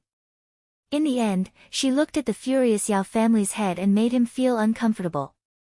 The head of the Yao family didn't even think about it before he lost his mind and roared, "Why do you keep looking at me?" Everyone had different reactions to this. There were those who were surprised, and those who wanted to laugh. However, Leng Ruoxia was extremely calm as she replied, "What, you can't even take a look? Is Master Yao afraid of being looked at? Or do I have to pay a fee to see you?" The head of the Yao family trembled in anger at the sharp-tongued Leng Ruoxia. He couldn't even form a complete sentence. His chest heaved up and down violently. Suddenly, he started panting. Seeing this, Leng Ruoxia was a little afraid and quickly said, "Yao family head, don't be agitated, calm down. If you're shy, I won't look. However, you can't always be so introverted. In the future, the Yao family will still be counting on you to make money. If you can't let it go, other people will faint at a glance, and your Yao family will have to starve in the future." What do you mean by that? After a long while, the head of the Yao family finally shouted out this sentence and pointed at Leng Ruoxia with a questioning look. He. I know that the Yao family doesn't have much money left, so I wanted to introduce you to a job. I just don't know if you're interested. Leng Ruoxue asked with a bright smile. When the head of the Yao family heard this, he was stunned. However, the head of the Qing family was very interested in this topic and quickly asked, "Little girl, what job are you going to introduce him to? Do you earn a lot of money?" "A good job, of course. You can earn a lot of money." Leng Ruoxue's smile was extremely mysterious. "Really? Old man Yao, what are you waiting for with such a good job? Quickly agree." After hearing Leng Ruoxue's words, the Qing clan's clan head immediately shifted his gaze to the Yao clan's clan head and loudly advised. "Agree my ass. I don't need any work." The head of the Yao family gritted his teeth and said, his face turning green with anger. "How can you not need it? Your Yao family can still afford it. Don't try to act all high and mighty, we all know who you are." The head of the Qing clan said with a look of disbelief, clearly not believing his words. You. I said I don't need to work. If you want to do it, go do it." The head of the Yao clan stomped his feet in anger. "TSK. The little girl was found for you, so of course I can't snatch her from you. Right? A girl?" The head of the Qing clan turned his head and asked. N. Leng Ruoxue nodded. "Master Yao, the job I've recommended is only suitable for you. No one else can do it." "I said, I don't need it." The head of the Yao family couldn't bear it anymore and roared, but he didn't dare to shout too loudly because he saw Zhang's eyelids close. Therefore, as he spoke, his voice became softer and softer, and his imposing manner disappeared. "Thanks, AI. If you don't appreciate it, then forget it. However, I'll keep this job opportunity for you. In the future, if you're at a dead end in the divine realm, remember to come and find me." Leng Ruoxue said with an understanding look. However, after hearing this, Master Yao's face turned even darker. "Fuck. You're the one who's at a dead end." This wretched girl was clearly cursing him. This was really too detestable. The anger in his heart instantly turned into a sea of fire. However, in fear of Yu Zhang's existence, the Yao family head could only try his best to suppress his anger. However, the various grievances in his heart made him so mad that he wanted to bang his head against the wall. Even though he had not fought with Leng Ruoxue many times, he had never won a single time. This fact made him so depressed that he wanted to vomit blood. However, what made him even more envious and jealous was that this damned girl's luck was so good. She had only been in the divine realm for a few years, but she had already made a name for herself. Even the Totoro that had wreaked havoc in the God Lord's estate had fallen into her hands. One had to know that not even God Lord Fog Ripple could do anything to that Totoro. But now, he was like a pet, lying in her arms. How could she not hate him? The head of the Yao family's old face was flushed red as he let his thoughts run wild, thinking about the various grievances in his heart. However, Leng Ruoxue didn't have the time to consider his feelings. She felt that it was about time, so she ordered Huan Chen to send out the people who had gone in to experience the torture. The people who were sent out were obviously still thinking about the scene at that time. Some of them even shouted, "Please let me go." Independent Illinois explain. "I'll tell you everything. I surrender. I'm willing to submit to God Lord Fog Ripple. Long live God Lord Fog Ripple." Woo, wah. For a time, the scene was chaotic. There were people crying loudly, screaming in pain, and talking nonsense. All kinds of situations occurred, which made the head of the Qing family and the others' foreheads full of black lines. What was this situation? How were they tortured in there? The Qing family head and the others were both curious and puzzled. Looking at these people's appearances, it was obvious that they couldn't hold on and confessed everything. However, Leng Ruoxue adopted a cold and detached attitude towards this. After a long time, the sound of crying became weaker and weaker, and many people slowly regained their consciousness. They also remembered that everything before might have been an illusion. Suddenly, most of them felt so embarrassed that they wanted to find a hole to hide in. It was really too embarrassing, wasn't it? How do you feel? Leng Ruoxue asked with a smile when she saw that the people who had gone in to experience it had mostly recovered. Ah. The crowd felt awkward and did not know how to answer Leng Ruoxue's question. However, Leng Ruoxue did not expect to hear their answer. Instead, she continued, for hundreds of thousands of years, Dongfang Yu and the others have been subjected to such torture. What you've experienced is just a drop in the ocean. So, please put yourself in my shoes. Should we go to the Ripple Mist to take revenge? After Leng Ruoxue finished her sentence, she stopped speaking for the time being. She left enough space for everyone to think. In her eyes, although these people were not the top figures in the divinity, people like them were the most common in the divinity. That was why Leng Ruoxue had gone through so much trouble to make them understand first so that they would not be unaware of the truth and drag her down. Chapter 23:12, The Way of a Man, 3. As for the Qing family head and the others, they had been in power for a long time, so they naturally didn't need to be treated this way. They knew that one couldn't look at things only on the surface. As for those who had experienced it before, after hearing Leng Ruoxue's words, they started to seriously consider it. If they were in his place, they would definitely seek revenge as long as they could escape alive. However, Wu Cheng was a divine master. Even if they wanted to take revenge, the chances were slim. Thus, at this moment, everyone was extremely conflicted. They wanted to support Dongfang Yu's revenge, but they also felt that the chances of revenge were not high. Many people even put themselves in the shoes of Dongfang Yu and the others and felt that revenge must be taken. However, he had to think carefully about how to take revenge. That Wu Cheng is a god master. I'm afraid it's impossible for you to take revenge on her, right? After a long while, an unremarkable-looking middle-aged man was the first to speak in a low voice. After he finished speaking, he quickly lowered his head, afraid that people would find out that he was the one who had said it. Where there's a will, there's a way. After hearing what she wanted to hear, Leng Ruoxue smiled and said, We want to take revenge on Wu Xian not only for Dongfang Yu and the others. You've all heard that the previous divine master of the divine world was killed by Wu Xian. I know that you don't have any evidence after hearing what we said, right? After Leng Ruoxue finished speaking, she deliberately paused again. Then, her beautiful eyes swept across the crowd. When she saw Huang Wei and Xia Yi, she paused for a while longer before she looked away. Yes, I am. Seeing Leng Ruoxue looking at him, Xia Yi hurriedly said.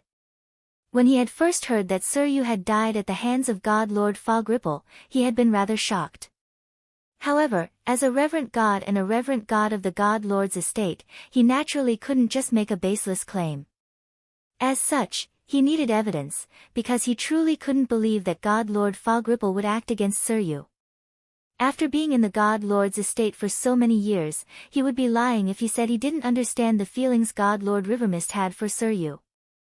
However, it was precisely because he understood that he was shocked and found it hard to believe. Unless Leng Ruoxue could produce evidence, he could only assume that she was slandering God Lord Fog Ripple. In order to protect the reputation of the Divine Master's estate, Leng Ruoxue would definitely become the Divine Master's estate's enemy and be hunted down by them. His impression of Leng Ruoxue wasn't too bad, so he naturally didn't wish for such an outcome. Hence, he was even more looking forward to seeing if Leng Ruoxue could provide any evidence. When Leng Ruoxue heard his words, she didn't say anything. She merely waved her snow-white hand and a light screen appeared in midair. The light screen that had just appeared was completely empty. When Xia Yi saw this, he could not help but look at Leng Ruoxue in confusion. At that moment, the sound of fog appeared on the screen, and an image appeared. Everyone's attention was immediately drawn to the image on the screen. The video on the screen only played for less than half an hour before it disappeared. However, everything that was displayed in this short period of time was enough to prove that Leng Ruoxue's words were not false. Sir Yes' death was indeed caused by the mist ripple. For a long time after they finished watching the video, the scene was so quiet that even the sound of a needle falling to the ground could be heard clearly. Leng Ruoxue knew that this video had a huge impact on everyone. Hence, she patiently waited for them to regain their senses. After an unknown amount of time, everyone finally came back to their senses. However, even though they had come back to their senses, they were still extremely shocked. Previously, they had asked for evidence. However, now that the evidence was out, they did not know what to do. A considerable number of people became at a loss. Thanks now that they knew about this shocking secret, which had evidence to prove it, they could no longer deceive themselves and think that this matter was fake. However, it was precisely because there was evidence that they didn't know how to respond. Sob. They really regretted coming to the Yao clan's divine realm to get involved in this mess. If he didn't come here, did that mean he didn't need to know about these things? Of course, these were just the thoughts of some people. Even if they didn't come here, Leng Ruoxue would have announced this to the public. Now, they had only known about it in advance. Seeing that the time was right, Leng Ruoxue continued, "You've all seen the video just now. Now, what I want to say is that the master you in your eyes is my master, and it is only natural for a disciple to avenge his master. Therefore, the hatred between me and Fog cannot be shared. I'm telling you the truth of these things in the hope that you can be clear about what you should and shouldn't do. If anyone has been bewitched by Fog and wants to stand out, then come at me. I'll just wait. As for the reward offered by Rhyme Ice, if you're still interested, you can continue to do it. However, I won't show mercy to those who dare to offend me. Therefore, before you do something, you'd better think clearly whether money or life is more important." Leng Ruoxue's smile was extremely gentle, but the words she said were like knives, stabbing straight into everyone's hearts. The people present were a mix of good and bad, and naturally, not all of them were reasonable people. Hence, some of them still had their own plans in mind, hoping to profit from the battle between Leng Ruoxue and Wu Cheng. However, when they heard Leng Ruoxue's words, this small group of people also realized that Leng Ruoxue was not a pushover. However, if they were asked to do nothing, they would really be unwilling. At this time, someone couldn't help but ask, "Miss Leng, may I know the truth of the bounty?" When everyone heard this, they perked up their ears again to listen carefully. Yes.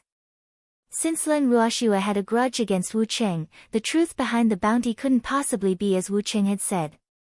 Furthermore, the beast race was involved in this matter, so the truth would probably be even more thought-provoking, right? The truth is that someone betrayed Dongfang Yu and the others. Rhyme City colluded with the Beast clan and wanted to kill them. However, they were unexpectedly destroyed by us. They were angry, so they poured the dirty water on us. It's that simple. Leng Ruoxue explained in a few words. As soon as everyone heard this, the way they looked at the four elders of the Phoenix clan and the Dragon clan instantly changed. They were now looking at them with contempt. The faces of the four elders of the Dragon and Phoenix races instantly turned red when they received the disdainful gazes of the crowd. Elder Qin even roared with an unconvinced expression, "Leng Ruoxue, this is just your one-sided story. Do you think we'll believe you? What is a one-sided statement? You said that I attacked the beasts, wasn't that just a one-sided story? Didn't many people still believe that? Why is it that now that I've told the truth, it has become your one-sided story, saying that no one will believe it? To be honest, I'm just answering other people's questions. As for whether you believe me or not, I really don't care." Leng Ruoxue said nonchalantly. Leng Ruoxue's words had driven Elder Qin mad. Just as she was about to flare up, she received a comforting gaze from the Yao family head, so she could only calm down. Then, everyone heard the head of the Yao family say, "Everyone, regardless of whether Leng Ruoxue's words are one-sided or not, I believe that everyone has their own judgment. So, let's not be entangled in this matter anymore.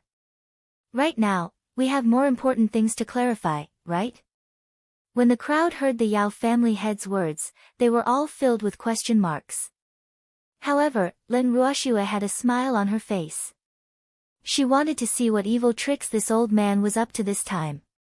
Receiving everyone's expectant gazes, the head of the Yao family coughed a few times before continuing to ask, "Young Lady Leng, we have seen all the evidence that you have previously provided regarding Sir Yu being harmed by the Lord of Fog Ripple.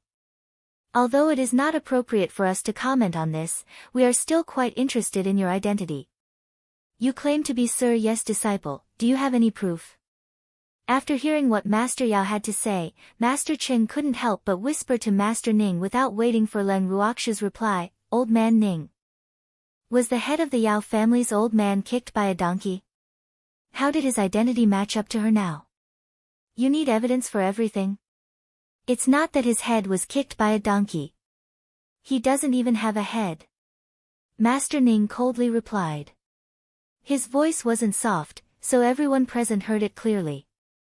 In addition, they had also vaguely heard Master Cheng's whisper. Therefore, for a moment, everyone looked at Master Yao with strange expressions. The Yao clan head's face darkened even more at the words of the Ning and Qing clan heads. At this moment, Leng Ruoxiu also spoke up, "I don't have any proof, and Master didn't give me any identity token, so if the head of the Yao family doesn't believe me, I can't do anything about it. Believe it or not. It doesn't matter to me whether you believe it or not. In short, it's enough that Dongfang Yu and the others and my two senior brothers have acknowledged my identity." Leng Ruoxiu's words were said in a carefree manner, causing anger to rise in the Yao family head's heart. However, before he had the chance to flare up, Tsang said, "Girl, I believe that you're that idiot Yes disciple. It doesn't matter if others believe it or not." After saying this, Tsang's dark eyes swept over the Yao family's patriarch several times. Immediately, the Yao family's patriarch's heart jumped into his throat and he couldn't help but swallow back the words he had yet to say. The head of the Yao family quivered and became well-behaved. The pressure that Tsang gave him was too great. He couldn't help but be afraid. Looking at the Yao family head who didn't dare to speak anymore, Leng Ruoxiu nodded towards Tsang Qing without batting an eyelid, then continued, "Everyone, I don't care what you're thinking or what choice you'll make, but what I want to say is that I'll also issue a reward later, and I welcome everyone to participate." With that, Leng Ruoxiu didn't give the crowd a chance to ask any more questions. She led the crowd and swaggered out of the Yao family's main residence just like when she came. The reward that she had mentioned was also announced very quickly. Chapter 23:13, Chain Reaction Triggered by the Bounty. 1. After Leng Ruoxiu left, the people who remained at the scene could not help but stare at each other. Did they hear wrong? Leng Ruoxiu said that she was going to put up a bounty. Ugh! I wonder what she's offering a reward for. Although everyone was very curious, they were also very clear that the other party's reward must be extraordinary, because he had a grudge against the Divine Master. Thinking of this, everyone's hearts trembled again. Leng Ruoxiu had warned them to think carefully. Which was more important, money or life? Then why did she tell them that she welcomed them to participate in her bounty? Wasn't that contradictory? As everyone thought of this, more and more cold sweat trickled down their foreheads. However, many of them understood what Leng Ruoxiu meant. She was clearly warning them not to provoke her. However, they also did not have the guts to provoke God Lord Rhyme. In fact, in their eyes, God Lord Fog Ripple was even more difficult to deal with than Leng Ruoxiu. After all, his status as God Lord Mist Ripple was right there. The entire divine world belonged to God Lord Fog Ripple. If they dared to oppose the God Lord estate, it would be like an egg hitting a rock. Thus, at that moment, many people understood that whether it was Leng Ruoxiu or God Lord Fog Ripple, they could not afford to offend either of them. Thus, the majority of them decided to retreat. Woo! Let Leng Ruoxiu, this tough egg, touch that rock, God Lord Rhyme. They didn't want to get involved in the matter between the two of them. Who cared who was right or wrong? They couldn't afford to offend them, but they could hide from them. After thinking through it thoroughly, the representatives of the major forces all expressed their desire to leave. No matter how much the depressed Yao family head tried to keep them, no one was willing to stay for a moment longer. Even the 4 elders of the Phoenix and Dragon tribes left with their tails between their legs like stray dogs. Of course, the other party definitely didn't think that he had slipped away. In their words, they had to send such important information back to their clan as soon as possible. As for the grudges between their clan and Leng Ruoxue, they were too weak to interfere. As a result, the Yao family head, who was so depressed that he wanted to vomit blood, could only watch as the various factions left one by one. However, what made him feel rather gratified was that the people from the Alchemist Guild headquarters, the Weapon Master Guild, and the Ascender Alliance gave him some face and still stayed in the Yao family instead of immediately fleeing in a panic. As for the family heads of the 8 great divine regions who also didn't leave and still wanted to see how things would develop, they were completely ignored by him. However, before the head of the Yao family had time to rejoice, Jiang Ning informed him on behalf of the Alchemist and Weapon Masters Guild that they were also leaving. Then, the people of the Ascender Alliance also said the same thing. Without giving the head of the Yao family a chance to react, the 3 major forces left the Yao family with their respective groups of people. Old Man Yao. Your guests have all left, so we won't stay any longer. Take care. Glancing at the obviously dumbfounded head of the Yao family, the head of the Qing family said with a look of sympathy, "AI. What a pitiful old man from the Yao family." Before gathering everyone here, he definitely didn't think that this would be the result. However, who could he blame? He could only blame himself for being too nosy. Hee. Ever since he had known that little lass Leng Ruoxue, he had never seen anyone who went against her and gained a huge advantage from her. After the head of the Qing family finished speaking, he gave the other 6 family heads a look, and then the 6 of them left happily. In just a few minutes, the Yao family's mansion was completely silent, and the Yao family's head's face was dark. No one knew what he was thinking. When the 9th elder of the Yao family saw this, he didn't even dare to breathe. Elder Yao Jiu was well aware that the patriarch was depressed, but wasn't he the same? However, other than feeling depressed, he didn't have any good ideas. The head of the Yao family had gone for wool and come home shorn. He had failed to achieve his goal, so he was naturally in a bad mood.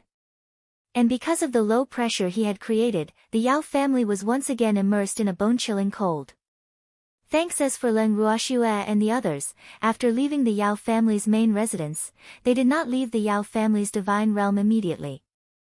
Instead, they found a house in the Yao family's main city to stay in temporarily. When the Yao family head heard the news, he was so angry that he spat out a mouthful of blood. However, there was nothing he could do about it. Because even if he wanted to chase those people away, he had to have the strength. However, Leng Ruoxue and the rest were not worried that the Yao family head would do anything behind their backs. Their daily task was to receive the 8 family heads from the Divine Realm and the uninvited guests from the Alchemist Guild headquarters. Of course, this uninvited guest was naturally referring to Jiang Ning. Ever since Mo Yan had introduced Jiang Ning to Leng Ruoxue, he had moved into the residence that Leng Ruoxue and the others were staying at. He could not even be driven away. Little Shuai. Little Shuai. Where are you? Leng Ruoxue, who was chatting with Uncle Long and the others in the garden, was speechless when she heard this familiar voice. Is this guy done yet? He knew where she was, but he still called her that. If he didn't know, he would think that she had gone missing. Just as she was thinking about this, Jiang Ning's handsome face appeared outside the garden's arched door. Then, a face that looked even more pitiful than a puppy's appeared beside Leng Ruoxue. Little Shuai, seeing that Leng Ruoxue was ignoring him, Jiang Ning could only call out to her pitifully. He even deliberately dragged out his voice, causing everyone to have goosebumps.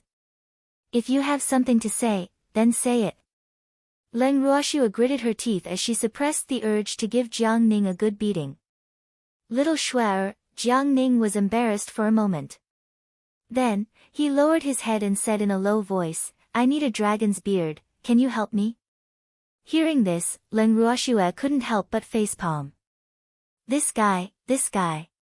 Couldn't he be a little more normal? She had known this guy for 2 days, but the first time she saw him in Jiangning was still deeply imprinted in her mind. It was as if it had just happened. She couldn't forget it even if she wanted to. She remembered that 2 days ago, Mo Yen and the cheapskate old ancestor had come to look for her and introduced them to Jiang Ning. However, from that moment on, she had been pestered by this annoying person. Moreover, the first thing he said when he saw her was, "Little Shuer, you're going to take care of me in the future?" This sentence had caused Leng Ruoxue to be dumbfounded, while the demon's face immediately darkened.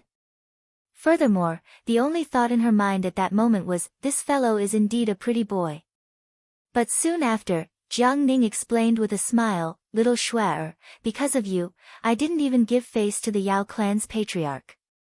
The other 2 vice presidents of our Alchemist Guild's headquarters have also been occupied by you, causing me to be as tired as a dead dog in the Alchemist Guild's headquarters. So, you have to compensate me, understand?" Jiang Ning's following words left Leng Ruoxue in a state of confusion. What is this? What did she mean by the other 2 vice presidents had been occupied by her? What did she take from them? They were the ones who refused to leave, all right? How did she become the one hogging it and not letting go? Leng Ruoxue's heart was filled with resentment. The more she thought about it, the more aggrieved she felt. The evil creature's cold aura became even more intense because of Jiang Ning's words. However, Jiang Ning was very good at comforting people. Before the evil creature exploded, he suppressed his anger in time. Chapter 23:14, The Chain Reaction Triggered by the Bounty. 2. Don't worry, Jiang Ning said. I'm just letting little Shuer take care of my herbs. I won't fight with you for her. Regarding this, Jiang Ning was very tactful. The evildoer's anger subsided a little after hearing what he said. However, he still warned, then you should be careful with what you say, don't let others misunderstand. This was the silent acknowledgement of Jiang Ning's existence. When Leng Ruoxue heard the demon's words, she really wanted to just faint. She didn't know, since when did the evildoer become so easy to talk to? However, when Jiang Ning heard the demon's words, he was very happy. He even nodded his head to show that he understood. However, other than the fact that he didn't know how to say anything that would make one's imagination run wild, the little Shuer that he had called out with a drawn-out voice was like a buzzing fly. It kept echoing in her ears every day. As such, whenever Leng Ruoxue heard these 3 words and heard Jiang Ning's voice, she would get goosebumps all over her body. It's too nauseating, isn't it? Just like now, Leng Ruoxue was covered in goosebumps. However, Jiang Ning was not aware of it. Instead, he felt good about himself and thought that he was acting cute in front of Leng Ruoxue. Of course, there was a possibility that he was doing this on purpose.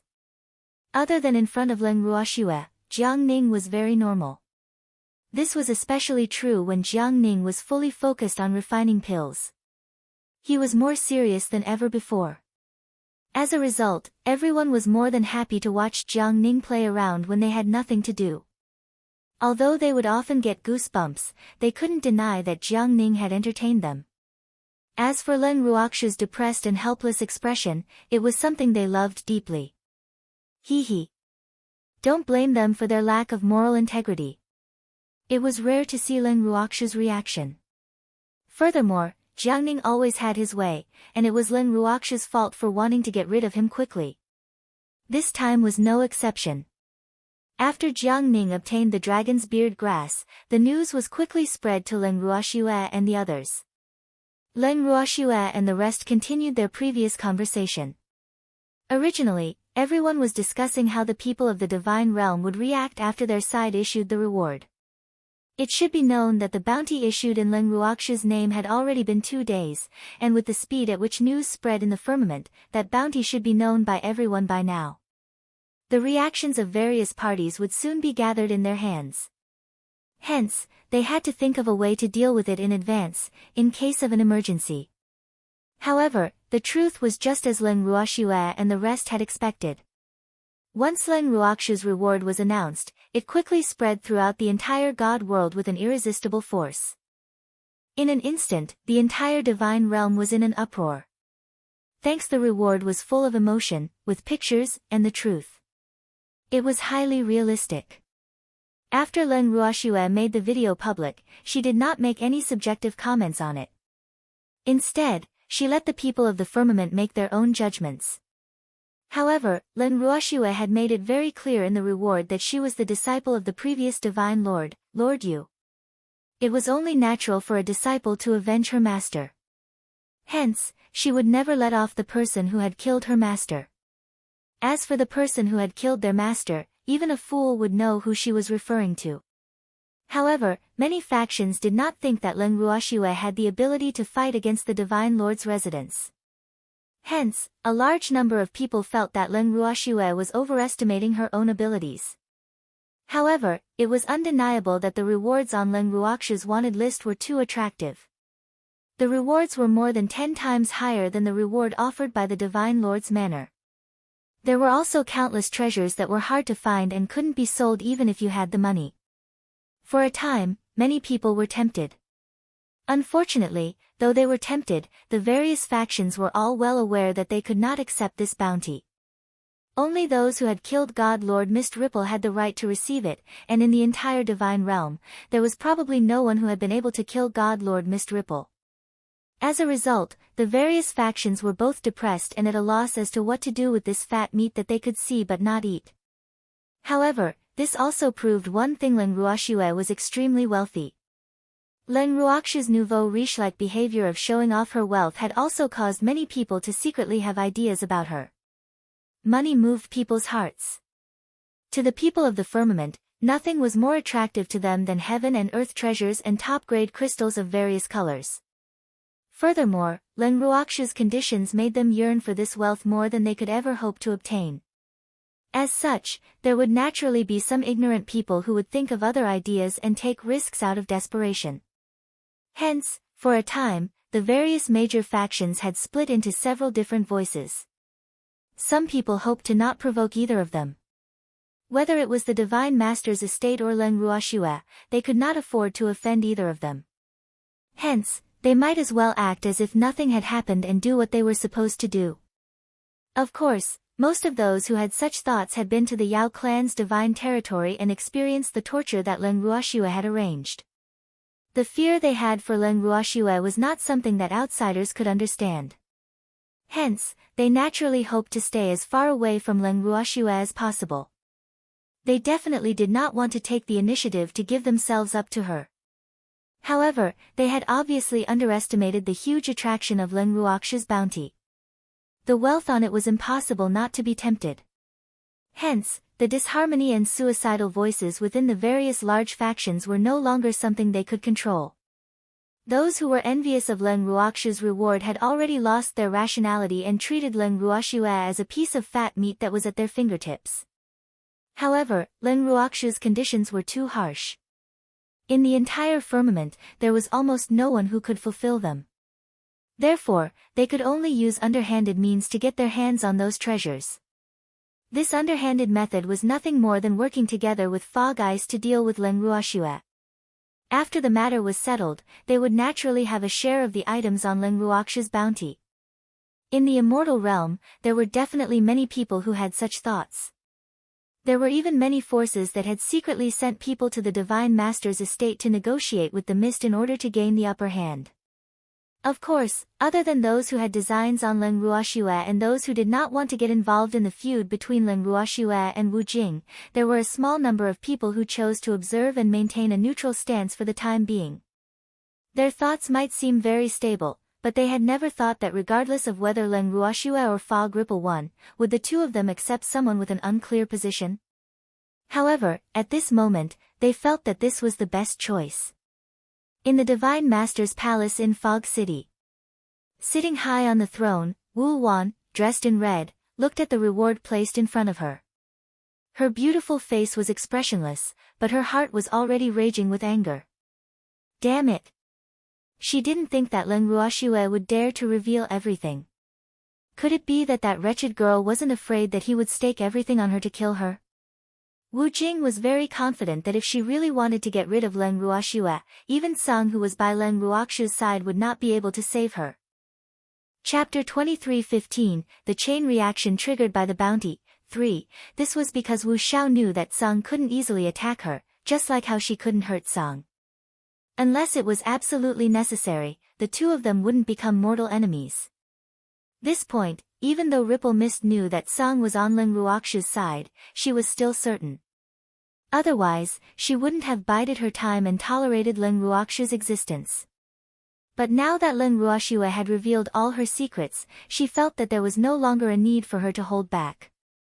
Otherwise, wouldn't those people from the God world think that she was easy to bully? After Ling Ruoxue revealed the truth, her reputation would be greatly affected. Although the people in the Divine Master's estate were still respectful to her, she knew what those people thought of her. She could even sense that Ling Ruox's bounty would definitely attract some old fogies who had not shown their faces for a long time. And those damned old fogies would naturally not be on her side. Thinking of this, Wu Yan was deeply conflicted. The hatred he had for Ling Ruoxue grew even deeper. That damned Ling Ruoxue. Why can't you just stay in the land of demons and live your life? Why do you have to go against me? The more Wu Jing thought about it, the more she hated it. In the end, her beautiful face was somewhat distorted. When the servant who had been serving her saw this, he was so scared that he trembled like a fallen leaf in the cold wind. With a glance from the corner of her eyes, she rebuked with a look of disdain, "Get down." Hearing this, the servant's face immediately turned pale and he scrambled out of the hall. Wu Cheng's mood became even worse. At this moment, the anger in her heart and her hatred towards Ling Ruoxue had all gathered together. It was like a small river had turned into a vast ocean. She could not control it no matter what. While she hated Ling Ruoxue for opposing her, she had never thought about why Ling Ruoxue would do this. If she had not made the first move, how could Ling Ruoxue possibly have retaliated at this moment? After all, this wasn't the best time for Ling Ruoxue to face her head-on. Unfortunately, Wu Xian didn't think about these things at all. She was born a selfish person who only had herself in her heart. Naturally, she would do whatever was beneficial to her. At this moment, a black-clothed person strode into the hall. Only her most important confidant would dare to enter without any notice. As a result, when she saw the man in black, she actually revealed a rare smile. "How is it?" What was the reaction of the beasts?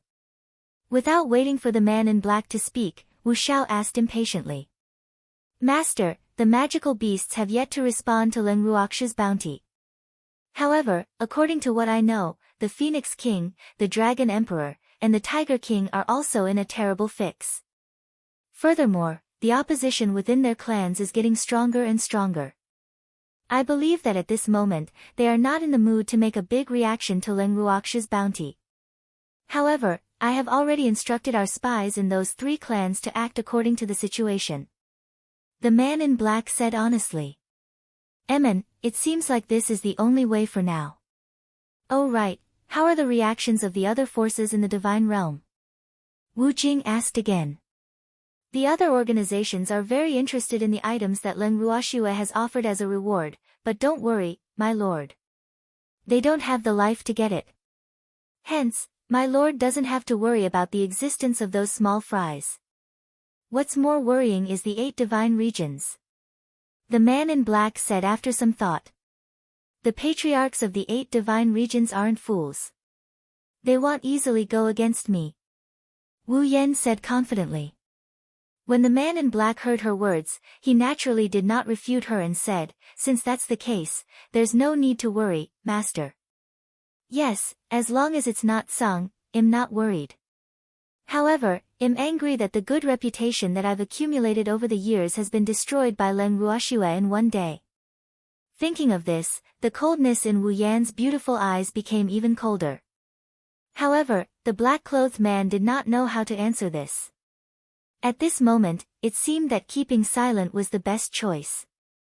At this moment, an attendant's voice suddenly rang out from outside the hall. "My lord, a few forces have sent representatives to request an audience with you." "Thanks, what?" When Wu Jing heard this, she raised her beautiful eyes and looked at the black-clothed man in front of her. "Let them in." Usually, she would not meet these small characters, but today, she wanted to see where these people came from. Especially after Leng Ruoxue had set up that bounty, she was even more interested in the purpose of these people's visit. Soon, the representatives of the forces who came to see him were invited into the hall. Ripple Mist glanced at the flattered representatives and asked with a faint smile, "Is there something you want to see me for?" When the representatives heard this, their faces revealed a difficult expression. Originally, they had wanted to sneak in to see God Lord Mist Ripple, but who knew that they would run into people from other factions? This made them feel even more awkward, as if their dirty thoughts had been exposed to outsiders. This made them feel extremely uncomfortable. It was a good thing that Leng Ruoxue did not know what they were thinking right now. Otherwise, she would definitely say that this was a typical example of someone who wanted to be a whore and wanted to have a good reputation at the same time. "Since you dared to come, what else are you hiding from me? Or do you think that no one else will notice your little scheme?" Did he really think that everyone else was a fool? As soon as Wu Xian saw the expressions of the people in front of her, she knew that what they were going to say seemed to be something shameful. However, as a god lord, he wouldn't give in to them. Thus, Wu Xiao impatiently said, "If you have something to say, just say it. I don't have that much time for you to be in a daze." As soon as they heard this, they immediately put away their embarrassed thoughts, and then said their intentions one by one. After saying it, everyone's expression calmed down. Who asked them to have a common purpose? When Wu Yan heard this, she also laughed happily and praised, "Don't worry, after we get rid of Leng Ruoxue, I will give you a portion of all her wealth." As for how much that portion was, it would be up to her to decide. When the few of them heard this, they immediately beamed with joy. Then, they said goodbye to Ripple Mist and went back to report. After they left, the black-robed man next to Ripple Mist looked at her worriedly and said, "Master, are these people's words reliable? They wouldn't dare to lie to me." As the saying goes, men die for wealth, and birds die for food. They were interested in Leng Ruoxue's reward, but they were not confident in killing me. Naturally, they would join me. Ha ha ha. That wretched girl Leng Ruoxue would never have thought that her bounty would have the opposite effect. After saying these words, Wu Yan's depressed mood was swept away. She was naturally happy that these forces were tactful. Although these guys were just small shrimps, sometimes, small shrimps could play a very important role. Leng Ruoxue would never have thought of that. The man in black echoed what she said, but for some reason, there was a trace of uncertainty in his heart. He kept feeling that they had overlooked something. In reality, how could Leng Ruoxue not know what kind of impact her bounty would have on the people of the god world? It was precisely because she knew that she had disregarded the worries of Uncle Long and the others and offered a huge reward. This was also a kind of test. She wanted to see how the people of the divine realm would react to such a high bounty. The reactions of those people would also determine her attitude towards them in the future. Hence, once the reward was announced, Leng Ruoxue was in the mood to watch a good show. In contrast, Uncle Long and the others were feeling much more heavy-hearted. They had lived in the divine realm for many years, so they were naturally very clear about the greed of some people in the divine realm. The high reward that Shuer had given them would definitely drive some people into desperation. At that time, they would not only be causing trouble for the Mist Ripple, but also for themselves. As long as they thought of this, Uncle Long and the others would sigh continuously. Every time she heard someone sighing because of this, Leng Ruoxue would have to helplessly console them and tell them not to worry. However, her consoling didn't seem to have much effect. Uncle Long and the others continued to look at her with bitter eyes and pitiful looks. In the end, she could only pretend to ignore it. A few days later, Leng Ruoxue and the others, who were still in the Yao family's divine realm, received news from the various large factions one after another. Of course, these news were all sent by the little silver rats who were in charge of monitoring the large factions. The accuracy of the news was rather high. Leng Ruoxue wasn't surprised at all when she saw the news. In fact, she appeared rather calm. In the garden, Uncle Long and the others looked at Leng Ruoxue, who was sitting on the stone chair as if nothing had happened and drinking tea leisurely. Finally, they could not help but ask, "Shuer, Although those forces are very interested in your bounty, they have sided with Rime Ice. Don't you have any thoughts about this? They really wanted to know what Lin Ruoxue was thinking after she found out about this matter. However, it had been a few days since they received the news, and Lin Ruoxue had kept her mouth shut. No matter how much anticipation they used to look at this lass, she would play dumb as if she didn't understand what they meant. And Lin Ruoxue's reaction made them so anxious that they almost went crazy. Chapter 23:16, The Leopard Tribe Visits. 1. When Lin Ruoxue heard this, she looked at Uncle Long and the rest, who were filled with anticipation. She said calmly, "What can I do even if I have an idea? I can't control the actions of those people. Everyone has their own aspirations. Before they take the initiative to provoke me, I can't make the first move to exterminate them, right? If that's the case, I'm afraid that my reputation as a devil in the divine realm will be solidified, and I might even incur the wrath of the divine realm. So, I can only swallow my anger and let them do as they please." These words made Lin Ruoxue's tone turn bitter. However, when Uncle Long and the others heard it, they felt. For a moment, they really wanted to impulsively tell Shuai, "Should we kill all those people?" As the saying goes, strike first and gain the upper hand. They couldn't let those jumping clowns hang around in front of their eyes all day long and add to their troubles, right? However, they quickly denied their thoughts. Lin Ruoxue's words sounded very resentful, but her expression was rather calm, as if she was talking about someone else's matters. As such, they naturally knew that Shuai did not care about those minor characters at all. However, the more insignificant a person was, the more likely it was that he would ruin things.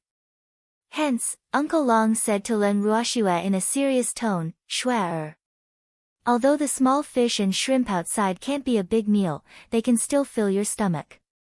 So, I think you shouldn't dislike them. Otherwise, one day, because you ignored them, you might." Uncle Long deliberately said only half of his words because he believed that the smart girl Shuai would understand his worries. "Uncle Long, don't worry. I know what to do. Actually, it's not that I'm not going to clean up the small fish and shrimp, but there's too little of them and not enough to fill my stomach.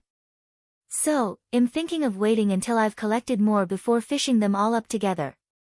Lin Ruoxue said with a smile after listening to Uncle Long. "Ah. This is also good." Hearing this, Uncle Long was stunned for a moment before saying. However, Uncle Long couldn't help but feel a little depressed. Did they worry for nothing? Shuai already had plans. AI. They knew that this girl didn't need them to worry about her, but they just couldn't control themselves.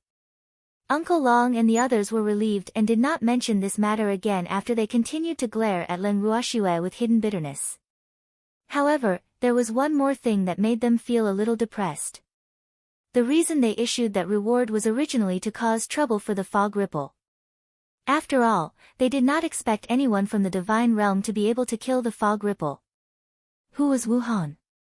Even the current god lords of the divine realm found it difficult to kill Fog Phoenix, let alone the other powers. However, when they thought about how the reward, which was clearly meant to make Fog Ripple uncomfortable, had instead caused trouble for them, their hearts clenched together in grievance. In reality, they were the ones who liked to be sentimental. The heartless Lin Ruoxue did not take this matter to heart at all. In her opinion, in the entire divine world, no one could be her opponent except for Wu Cheng. Even if all those forces joined forces, she could destroy one of them and two of them. She had this kind of confidence. This confidence of hers wasn't without restraint or reaching beyond her grasp, because she did have the strength to do so. Although her current strength was only at the level of a divine emperor, even if her opponent was a reverent god, she would definitely have the strength to fight. Unfortunately, he was too concerned. Thanks Uncle Long and the others were so worried about her that they had forgotten about her strength. However, this was also because Uncle Long and the others cared about her. Therefore, she was very touched by their anxiety. However, Lin Ruoxue didn't want Uncle Long and the others to be so nervous and sigh all day long. Hence, she could only think of ways to find something for them to do. For example, she arranged for them to visit the Yao family. Why are we going to the Yao family? Hearing Leng Ruoxue ask them to go to the Yao family, Uncle Long and the rest were puzzled. That their relationship with the Yao family wasn't good enough for them to be able to move around as they pleased, right? Besides, if the head of the Yao family saw them now, wouldn't he want to eat them? I'm visiting. Leng Ruoxue repeated with a faint smile. We know that you're going to visit, but what we're asking is, why did you go to the Yao family to visit? Seeing that Leng Ruoxue was playing dumb, Uncle Long had no choice but to point it out. No reason. Isn't it normal for us to stay in the Yao family's divine domain temporarily and build a good relationship with the Yao family head? So, please send my regards to him, and remember to tell him to take care of his health and not to work too hard. Oh, and tell him to come to me if he needs money. I'll arrange an easy and profitable job for him. Leng Ruoxue said matter-of-factly. However, when Uncle Long and the others heard this, they couldn't help but mutter to themselves. The Yao family head definitely wouldn't be willing to build a good relationship with them. As for asking him to take care of his health, it would probably be too much. It would be good if the old man didn't have a heart attack when he saw them. How could he take care of his body? Now, they were very suspicious. Was Shuai really trying to get them to come to the Yao family to build a good relationship with them? It didn't look like it at all. Instead, it seemed like he was deliberately going to the old man's house to anger him. Oh. It had to be said that Uncle Long and the others were not completely mesmerized by Leng Ruoxue's words. Leng Ruoxue had asked them to visit her because, other than the fact that it was a bit of an exaggeration to build a good relationship with the other party, she still had other intentions. But more importantly, she wanted to test the Yao family's old man's attitude. Even though both Green Vessel and Sung knew about the current situation of the Yao family, sending someone over would lower the Yao family head's guard and anger him at the same time. This way, the old man of the Yao family might be driven to desperation. Otherwise, the old man would have kept his eyes closed and not moved, which made her feel quite helpless. It should be known that it had been several days since her bounty was issued. Some of the small and medium powers had already taken action. The other 6 patriarchs of the 8 great divine regions had also visited her to express their goodwill. Although on the surface, they shouldn't be participating in the battle between her and Wu Yan, these patriarchs should stand on her side at the critical moment. Of course, she did not care even if they had sided with Rime Ice. However, Leng Ruoxue believed that no one with a brain would be willing to make an enemy out of her just for the rewards on her bounty. He would not want to join forces with Wu Cheng. It was the wisest thing to be on good terms with her. After all, since she dared to show those items, how could she be afraid of being targeted?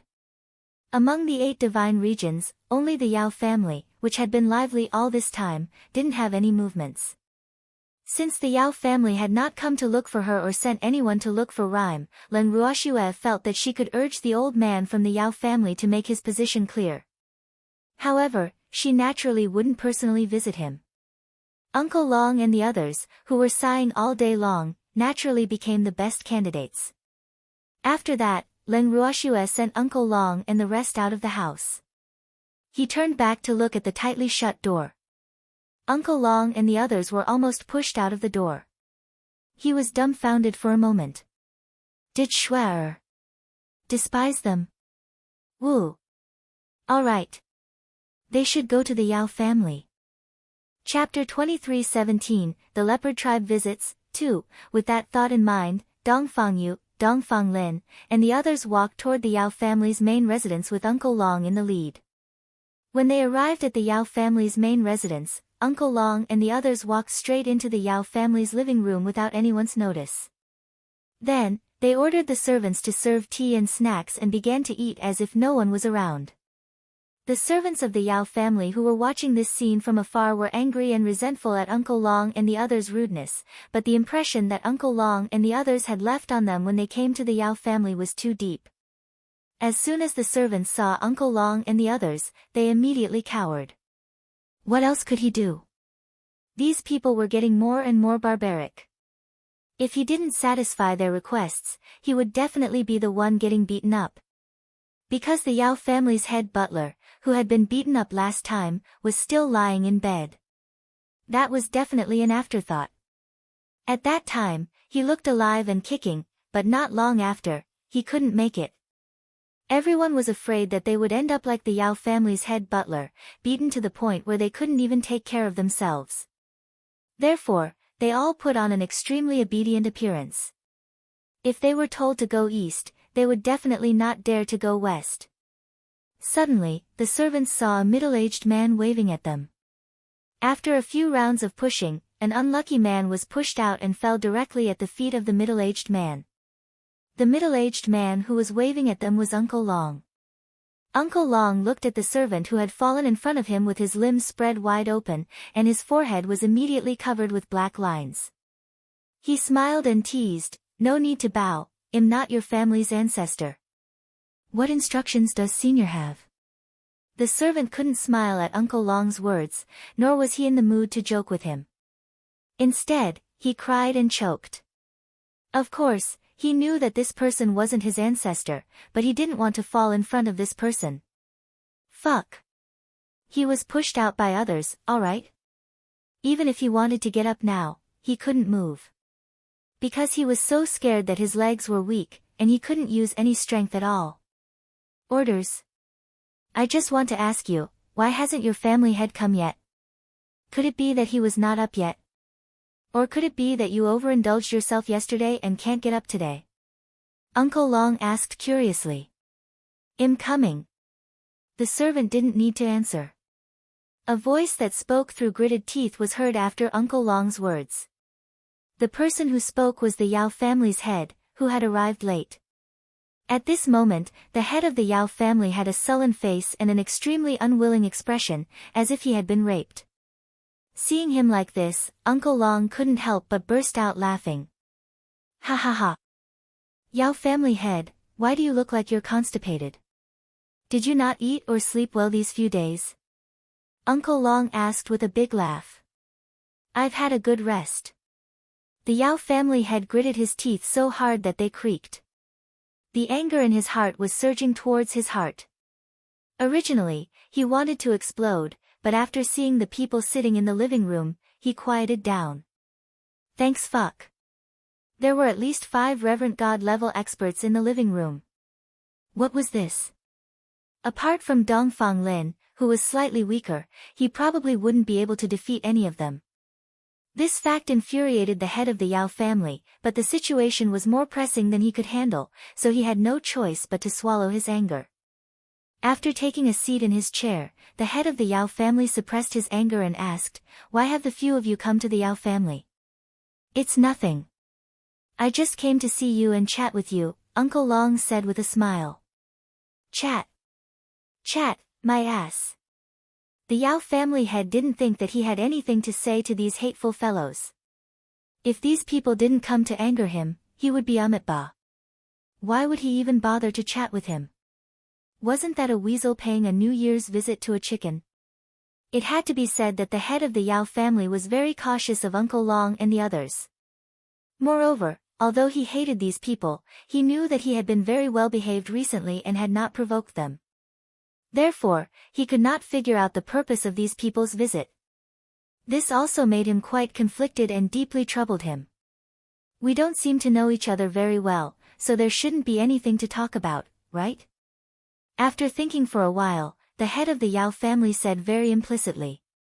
It doesn't matter if we're not familiar, we'll be familiar if we chat. Besides, I don't think we're not familiar with each other. I think we're all very familiar with each other.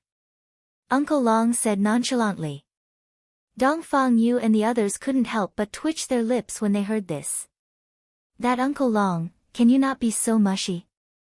It would cause a misunderstanding. Dongfang Yu and the others pleaded helplessly in their hearts. Unfortunately, Uncle Long couldn't hear their thoughts and continued to say, "Little Yao Yao. You already know about Shuair's bounty, right? Are you interested in participating? As long as you can get rid of rime ice, all those things will be yours. I'm sure your Yao family needs those treasures, right?" Even a thick-skinned person like the head of the Yao family couldn't help but fall silent at this. His Yao family truly did need those things, but he did not have the ability to kill God Lord Fog Ripple. He didn't have the guts to do so, so he didn't need to think about the reward. Originally, he could also choose to rely on rime ice like some small and medium-sized forces who were not afraid of death. However, as the head of the Yao family, one of the 8 great divine regions, no matter how low his character was, he still had his own pride. If he was not forced, how could he be willing to find himself a master? Wouldn't that be looking for trouble? He didn't want to act according to other people's mood. That was why the head of the Yao family had yet to make a move even after Leng Ruoxi's bounty was out. Furthermore, he no longer thought that Leng Ruoxue was a soft persimmon that anyone could squeeze as they pleased. With Tsang by that wretched girl's side to protect her, even God Lord Rime couldn't do anything to her, much less him, the head of the Yao family. With Tsang Do, he admitted that his body was not as hard as the walls of the God Lord's estate. Hence, he no longer dared to have any designs on Leng Ruoxue. However, this did not mean that he had learned his lesson. Once the right opportunity presented itself, he would be more than willing to throw stones at Leng Ruoxue when she was down.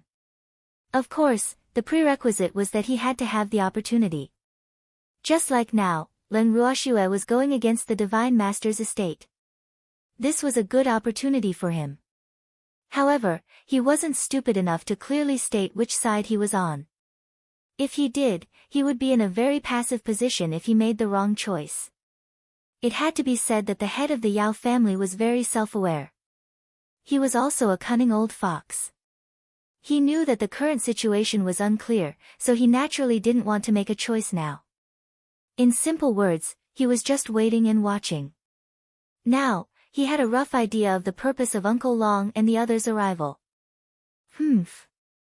He knew it. These people definitely wouldn't come here without a reason. They must have come to see him to rope him in. The head of the Yao family's mind was spinning as he thought to himself. Fortunately, Uncle Long didn't know what he was thinking. Otherwise, he would definitely scoff at him and tell him that he was thinking too much. Chapter 23:18, The Leopard Tribe Visits, 3. But now, the head of the Yao family felt that he had already taken the initiative, so he deliberately muttered to himself for a long time before slowly opening his mouth. Uncle Long, to tell you the truth, I'm really interested in the reward on Miss Ling's bounty. However, I know very well that I have no fate with those things and they are not something I can dream of. So, I can only look at the bounty. After the head of the Yao family finished speaking, a regretful expression appeared on his face to prove that he was truly regretful. However, Uncle Long didn't have much of a reaction to his words. Instead, he suggested with a faint smile, you can also learn from other forces. What are you going to learn? The head of the Yao family asked in a daze. Learn from them and join Rime Ice. Yao family head, the good things in my Shui heir's hands are definitely not just those on the bounty. Those things are just a drop in the ocean for her. So, as long as you join hands with Wu Yan and get rid of Shui er, won't you be able to pick any of Shui er's treasures? Uncle Long said in a light voice, as if he was talking about someone else's business. Dongfang Yu and the others were even more embarrassed. Uncle Long. You're still coming. What are you doing now? You'll be satisfied if you provoke the Yao family head to stand on Rime Ice's side, won't you? Dongfang Yu and the others broke out in a cold sweat for Uncle Long's idea. However, the head of the Yao family, who also heard this, broke out in a cold sweat and was frightened.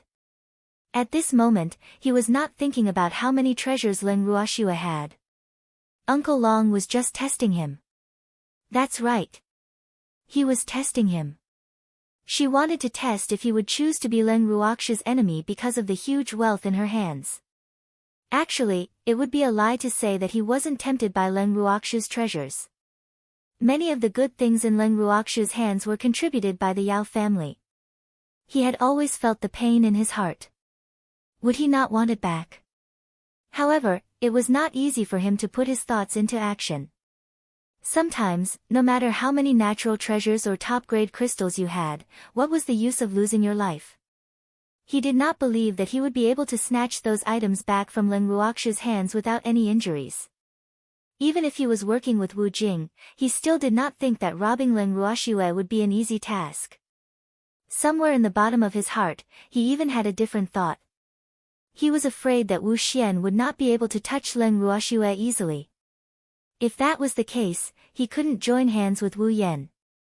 Otherwise, he would definitely be the one in trouble. At this moment, the head of the Yao family was extremely clear-headed and rational. Therefore, after sensing that Uncle Long was testing him, he quickly said, "I know my own limits, our Yao family will not get involved in this matter." AI. That's such a pity. Uncle Long sighed when he heard this. Regret? What was there to regret? The head of the Yao family really wanted to ask, but he felt that he shouldn't be meddlesome. The most important thing was to find a way to quickly send away these pestilence gods. However, Uncle Long and the others didn't plan to leave at all. Instead, they really pulled the head of the Yao family to talk about other things. After a long time, the sky was getting dark, and Uncle Long and the others reluctantly left. Before they left, Uncle Long patted the Yao family's head on the shoulder and told him, "Little Yao Yao, I'll be back." Upon hearing this, the Yao family head's face immediately darkened, while the servants of the Yao family all turned pale. All of them had long faces, and they were all wailing in pain in their hearts. "Wu! Why did you still come? Please don't come again." They couldn't afford to welcome him. However, Uncle Long didn't care about their reactions. He led the group of people and turned to leave. "Master," the servant sobbed as he watched Uncle Long and the others leave, his eyes full of pleading. "Don't let them come again." The head of the Yao family understood what he meant, but there was nothing he could do. "I've decided to go into seclusion. I won't see anyone who comes to find me in the future." After taking a few deep breaths, the head of the Yao family instructed his servant. After he finished speaking, the head of the Yao family directly left the dumbfounded servants behind and returned to his own residence. Only a few petrified servants were left on the scene. After Uncle Long and the others returned to their own residence, they were in a good mood. Before they could reach the garden, Uncle Long's voice was heard, "Shuai, we're back." Thanks Leng Ruoxue, who was sitting in the garden, was speechless when she heard the noise. She knew that Uncle Long and the others had returned, so there was no need for them to emphasize their presence. While he was thinking about this, Uncle Long and the others had already arrived. "Uncle Long, didn't the Yao family ask you to stay for dinner?" Leng Ruoxue asked curiously when she saw that Uncle Long and the others had returned a little early. "No, I didn't. He can't wait for us to leave. Why would they ask us to stay for dinner?" Uncle Long said helplessly. "Yup. The Yao family's old man treated us like the plague and discreetly chased us away several times. However, we always pretended to be ignorant and sat in his living room shamelessly. After we left, he would probably cheer." Dongfang Lin added in a serious manner. "Hee hee." When she heard this, Leng Ruoxue couldn't help but laugh. She had just heard from Yao Tsang that the head of the Yao family didn't cheer at all, but claimed that he was in seclusion. "By the way, Shuai, I've asked the old man from the Yao family. He said that he won't join the Rime Ice sect," Uncle Long reported. "Oh." Leng Ruoxue nodded. Then, Tsang's words rang in her heart.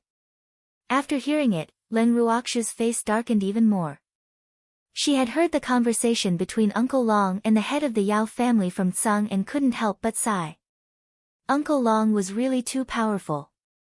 "Uncle Long, since the Yao family didn't have much of a reaction to my bounty, let's pack up and return to the demonic land tomorrow." After some thought, Leng Ruoxue spoke again. Initially, she wanted to wait for the Yao family's reaction and see if there was a need to deal with them. Who knew that the Yao family head would actually be afraid and hide? Since that was the case, she could only return to the residence. When everyone heard this, they were leaving. They immediately couldn't help but cheer. Seeing this, Leng Ruoxue felt even more helpless. It seemed like these guys had long wanted to go home. The next morning, Leng Ruoxue and the rest quietly left the Yao family's main city. However, when the Yao family found out that Leng Ruoxue and the rest had left, they had already left the Yao family's territory. The moment Leng Ruoxue and the rest left, the Yao family celebrated as if it was the new year.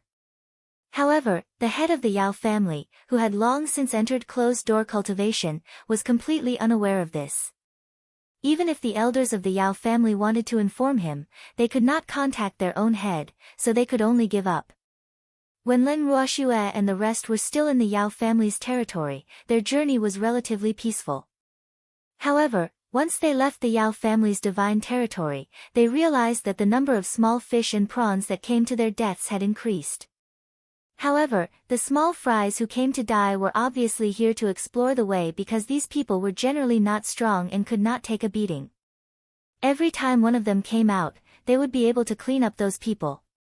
However, as time passed, Leng Ruoxue and the rest would also feel depressed. If this happened once or twice, they wouldn't mind. However, when this happened more and more, and they had to deal with this kind of assault team every day, no one would be happy. Moreover, some of the attackers were actually beasts.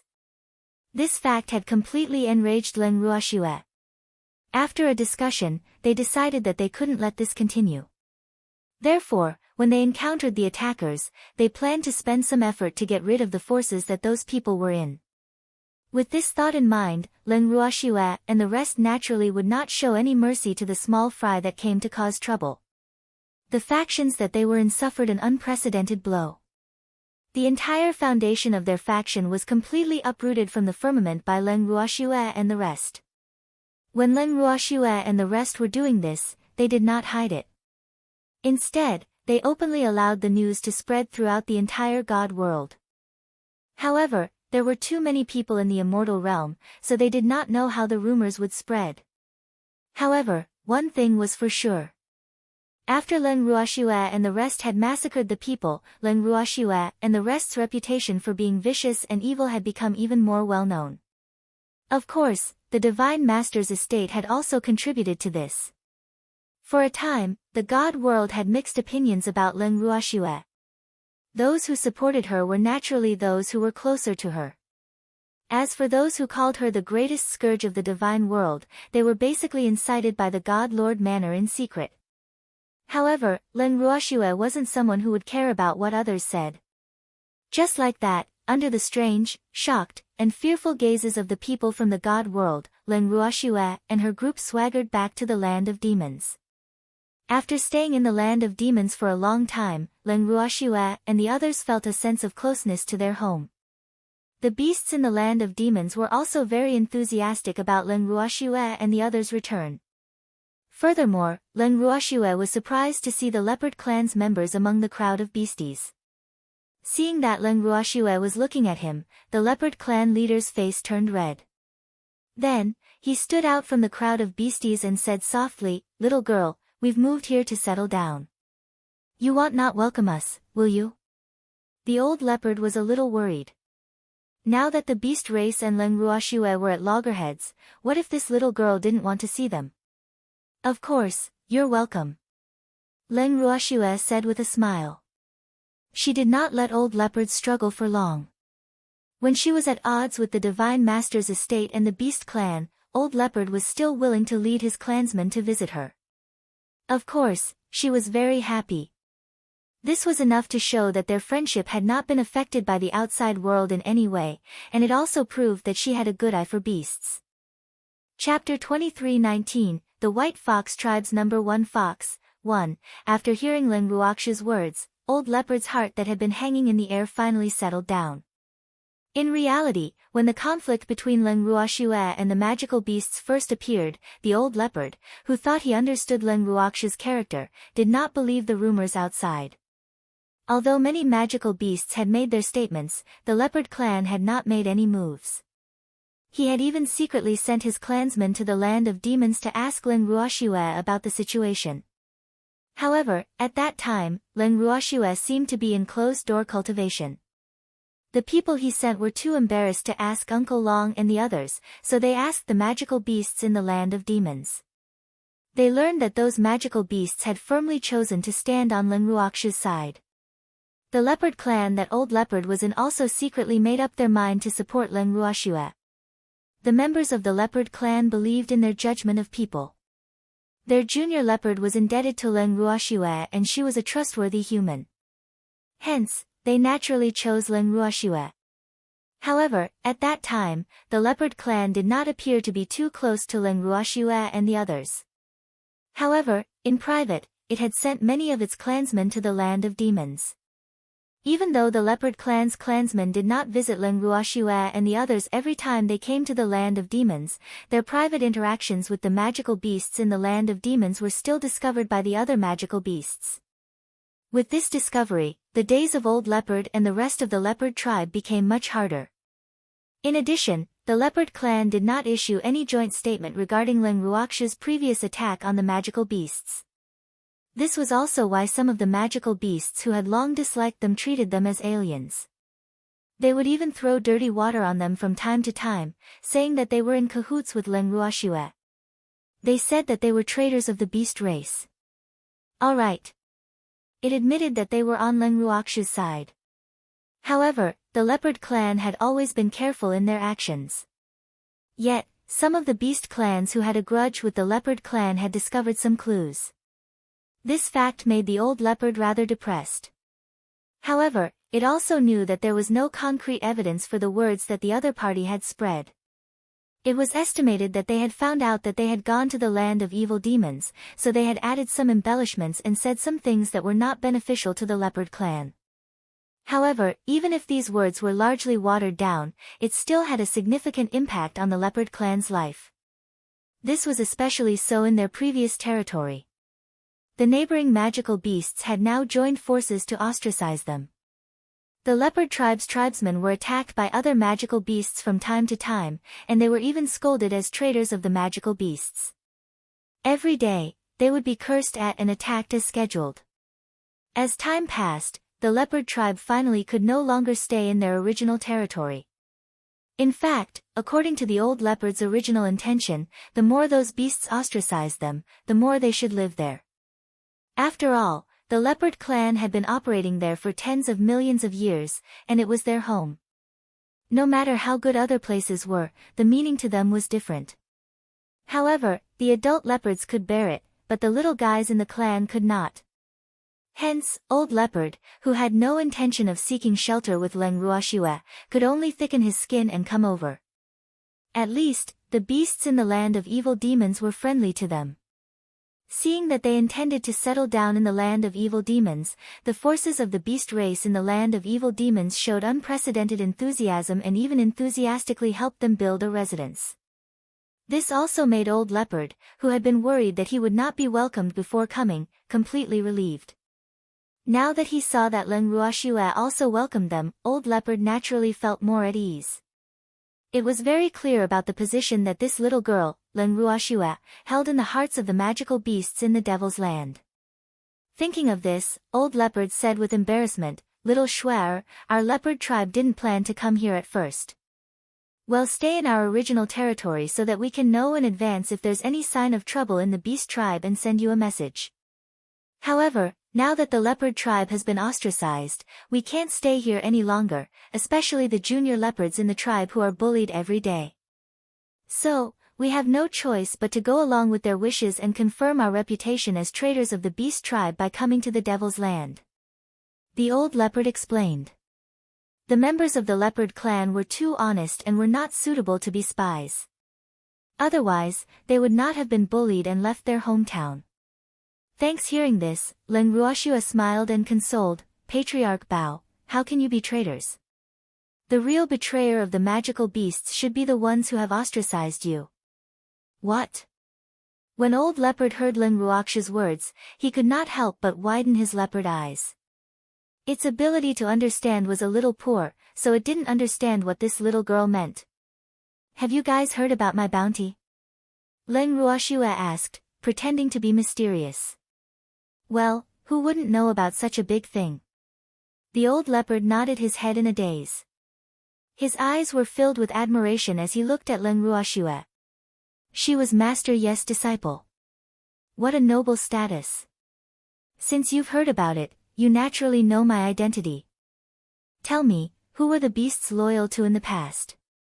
Leng Ruoxue asked. Of course it's Master Yu. Lord Ye's position in the hearts of the beast clans is irreplaceable. Yes, Master. Old Leopard said with excitement on his face. Since that's the case, then isn't it only natural for you to be on good terms with me? Don't forget, I'm Master Ye's disciple. That's why you're not traitors to the Beast Clan.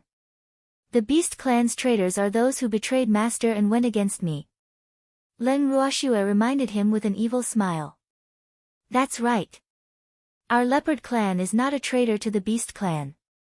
The real traitors are those who went against you, little girl, and slandered you. When the old leopard heard this, he immediately echoed loudly in a high-spirited manner. But then, he became listless again and said in a pitiful voice, Little girl. What's the use of saying that we're not traitors of the Beast Clan? In the eyes of many beasts with ulterior motives or those who don't know the truth, we are still traitors.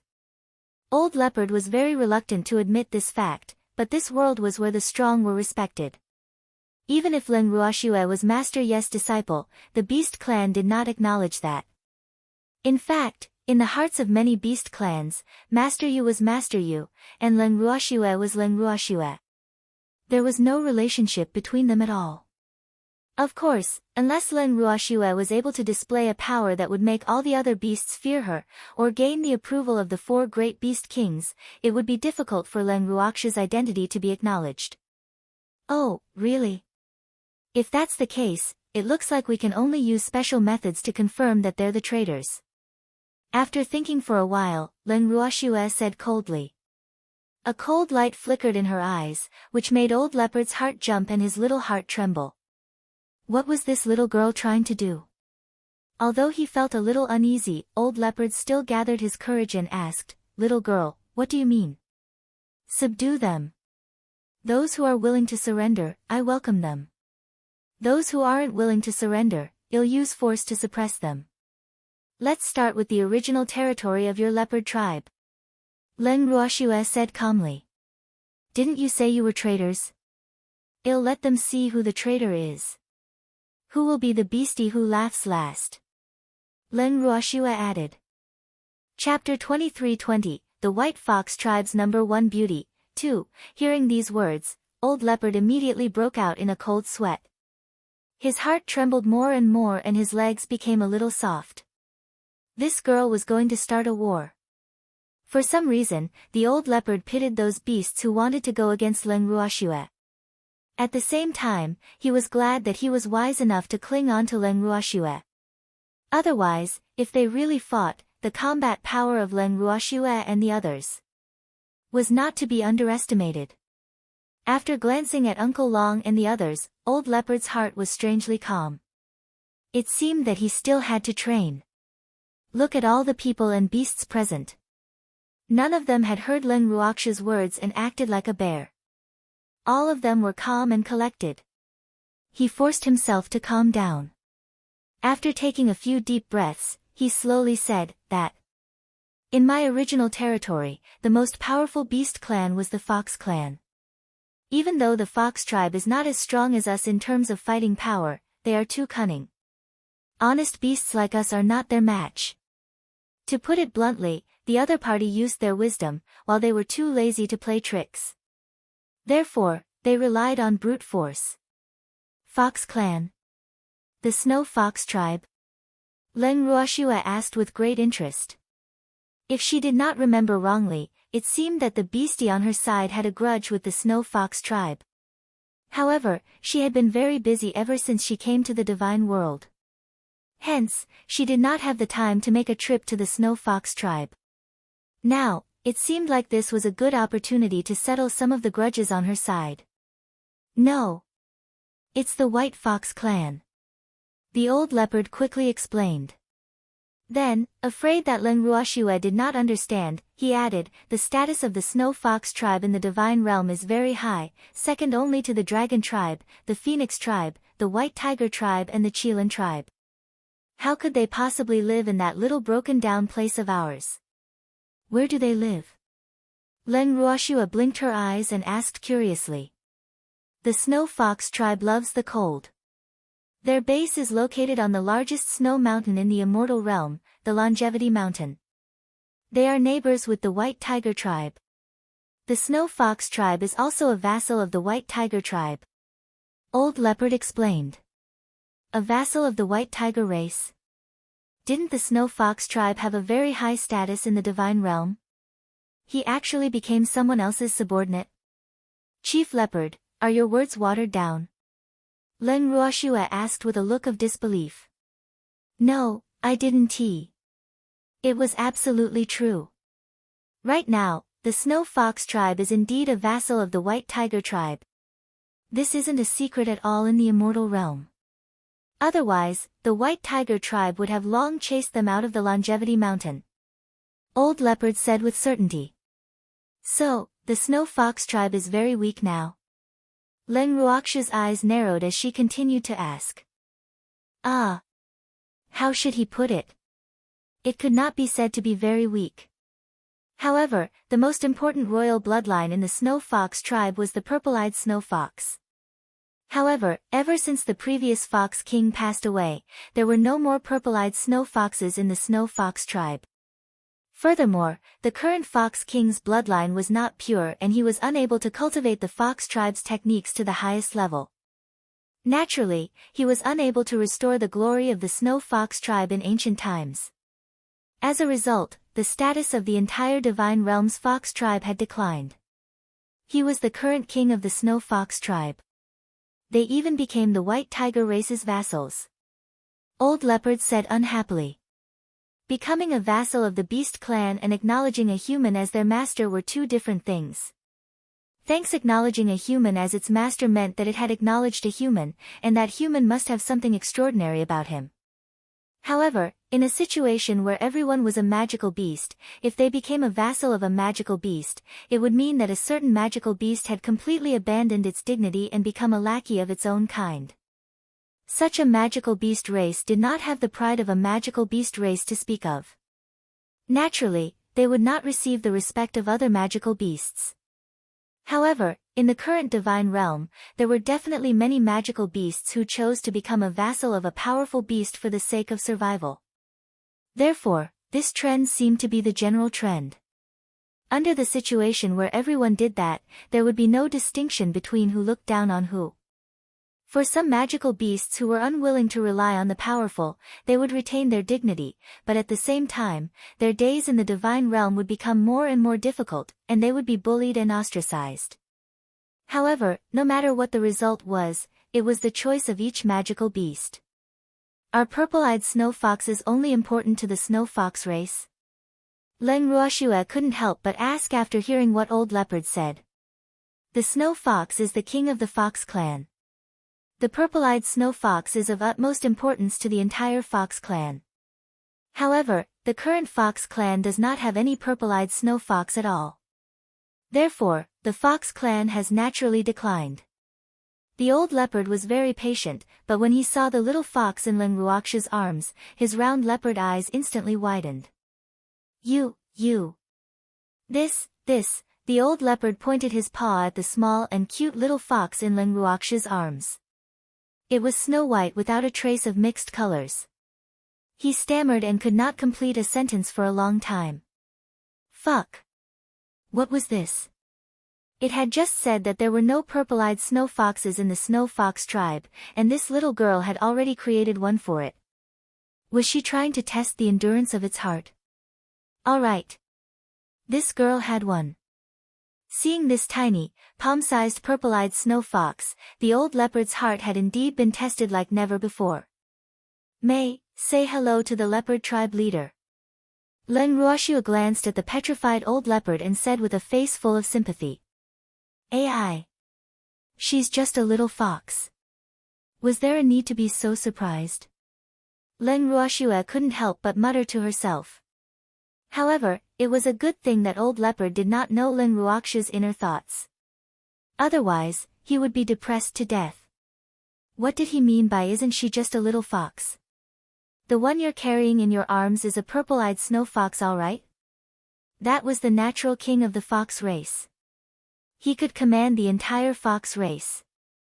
More importantly, ever since the previous fox king had fallen in the divine realm, no purple-eyed snow fox had appeared. Therefore, it was impossible not to be surprised. "Hello, I'm May." The May spoke very obediently. In fact, it knew the old leopard, but the old leopard had never seen it before. Hello." The old leopard was still stammering, but he was obviously calmer than before. However, his eyes were full of curiosity as he stared at the May without blinking. His eyes were full of surprise. The May was a little scared by the old leopard's stare and could not help but shrink into Leng Ruoxiu's arms. She could not help but send a voice transmission to her master, "Master, the way this old leopard looks at me is too scary. It better not have any thoughts about me. Otherwise, I won't let it go." It was not joking.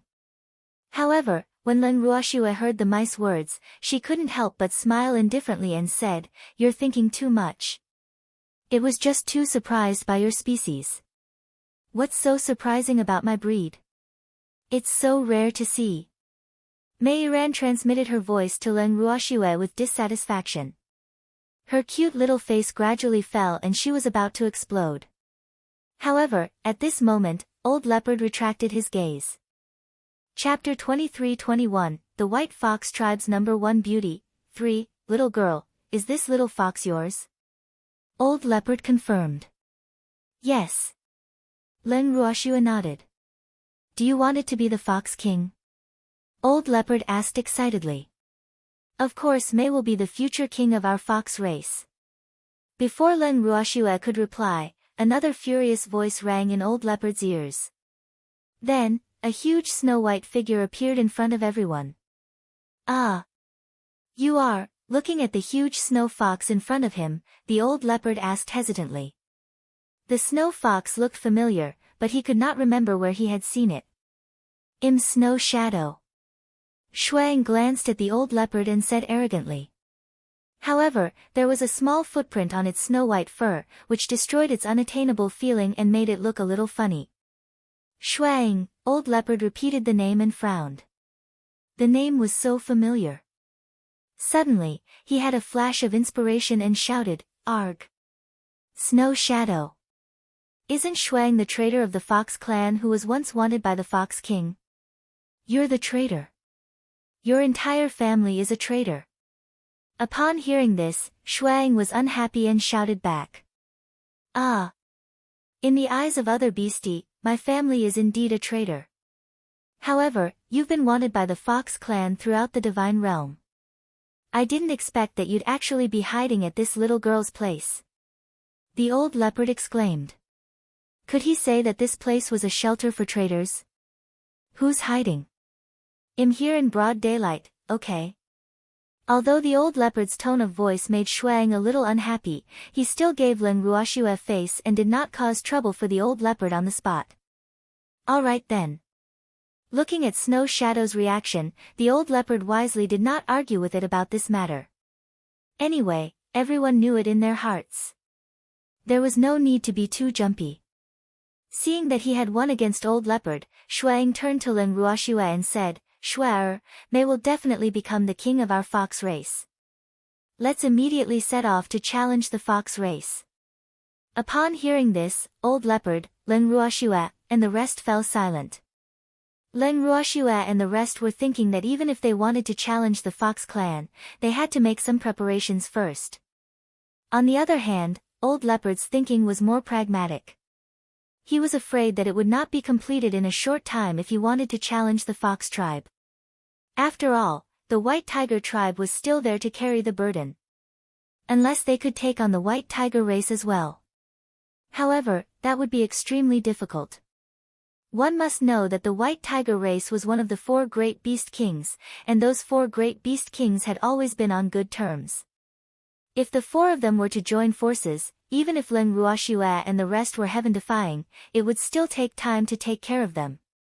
This was not something that could be achieved in a short period of time.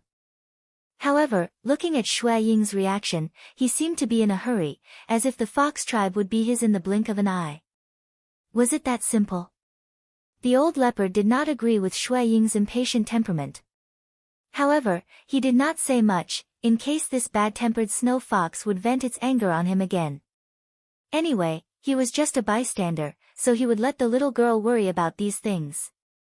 Just as he was thinking about this, he heard Ling Ruoxi's voice. It's not impossible to pick a fight with the Fox clan, but I have to make preparations first. Give me some time. Well, leave the day after tomorrow. After hearing this, Old Leopard continued to be silent. In fact, it was more suspicious that it had heard wrong. The day after tomorrow, they would set off to pick the Fox tribe. What could he prepare in less than 2 days? However, looking at everyone's confident expressions, it felt that it was better not to spoil the mood. Otherwise, it might cause public anger. In this way, 2 days passed by in the curiosity of the old leopard. However, during this time, the old leopard's questions were not answered. Instead, it made the old leopard's heart itch more as if a kitten lived in it. Faced with the old leopard's eager eyes, no kind person was willing to answer his questions. Besides, everyone in the house was so busy that their feet didn't even touch the ground. Only he thought that he was so free that his balls hurt. Otherwise, he wouldn't have let his thoughts run wild. Then, Ling Ruoxue told Old Leopard that they could set off. The old leopard was still in a daze as Ling Ruoxue and the rest led him on the road. Their destination was, of course, his previous territory, Floating Cloud Mountain. The Floating Cloud Mountain was not too far away from the land of the evil demons. If they did not teleport, they would be able to reach there in 2 days. Hence, Ling Ruoxue and the others had already arrived after a long journey. In the heart of Old Leopard, the doubts were getting heavier and heavier. Were they on vacation? Or travel? Thanks, why couldn't it feel the tension before the battle? Or could it be that it was too agitated? Old Leopard was very depressed. The consequences were very serious. The price of this result was that while the others talked and laughed along the way, it remained silent.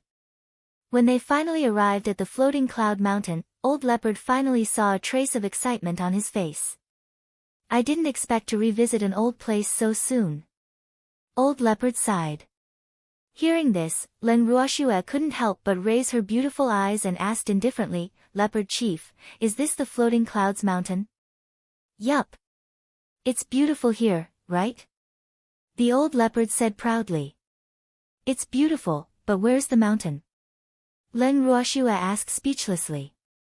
She looked around and saw a dense forest made up of huge, lush trees. There were also a few clear streams flowing out from the forest. However, she could not see any mountains. Ah! That! It's been too long, and the mountain has long disappeared.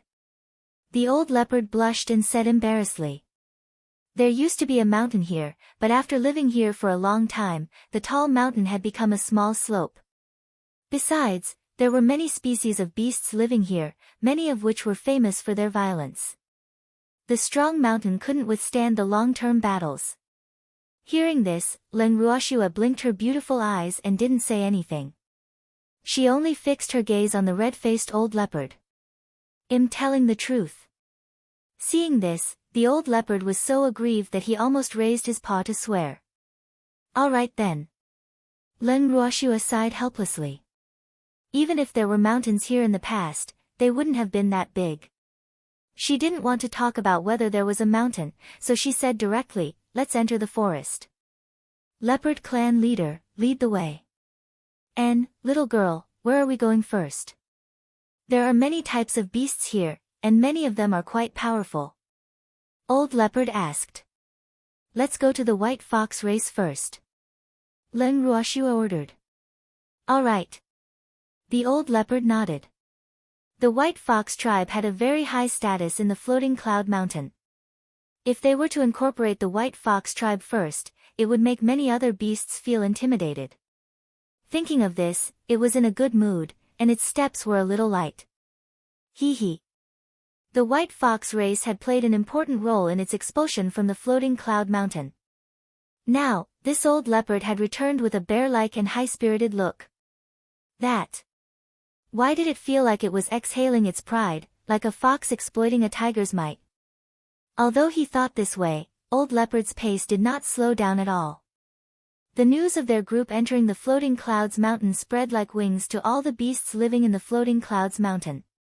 Within the White Fox race, a huge snow-white fox was lying on a green stone slab, enjoying the warm sunlight. When it heard the report from the fox tribe, the snow-white fox lazily closed its eyes and asked, "You said that the old leopard is back? You even brought some humans?" "Yes. Clan leader, those guys are coming in our direction." According to my guess, Old Leopard must have found some helpers and come back for revenge. The little fox reported with a face full of worry. Revenge? Oh. It was not impossible. However, I'm more interested in the background of those humans. You can go and investigate. The enormous white fox instructed. Clan leader, there's a human woman among those people. She looks a little like Leng Ruoxue from the video. The little fox thought for a moment and decided to report the truth. Leng Ruoxue. Are you sure? The huge white fox squinted its eyes and laughed wildly in its heart. Old Leopard, you can't blame others for calling you a traitor now, can you? You're the one who brought Leng Ruoxue back. Yes. The little fox nodded her head. Seeing this, the huge snow fox immediately got up and instructed the little fox, "Go and inform the clansmen that we have a guest. Ask them to come with me to welcome her. Oh right, also spread the news that Leng Ruoxue has come to the Floating Cloud Mountain. I believe that many people and beasts will be interested in her news." The little fox nodded and immediately ran away.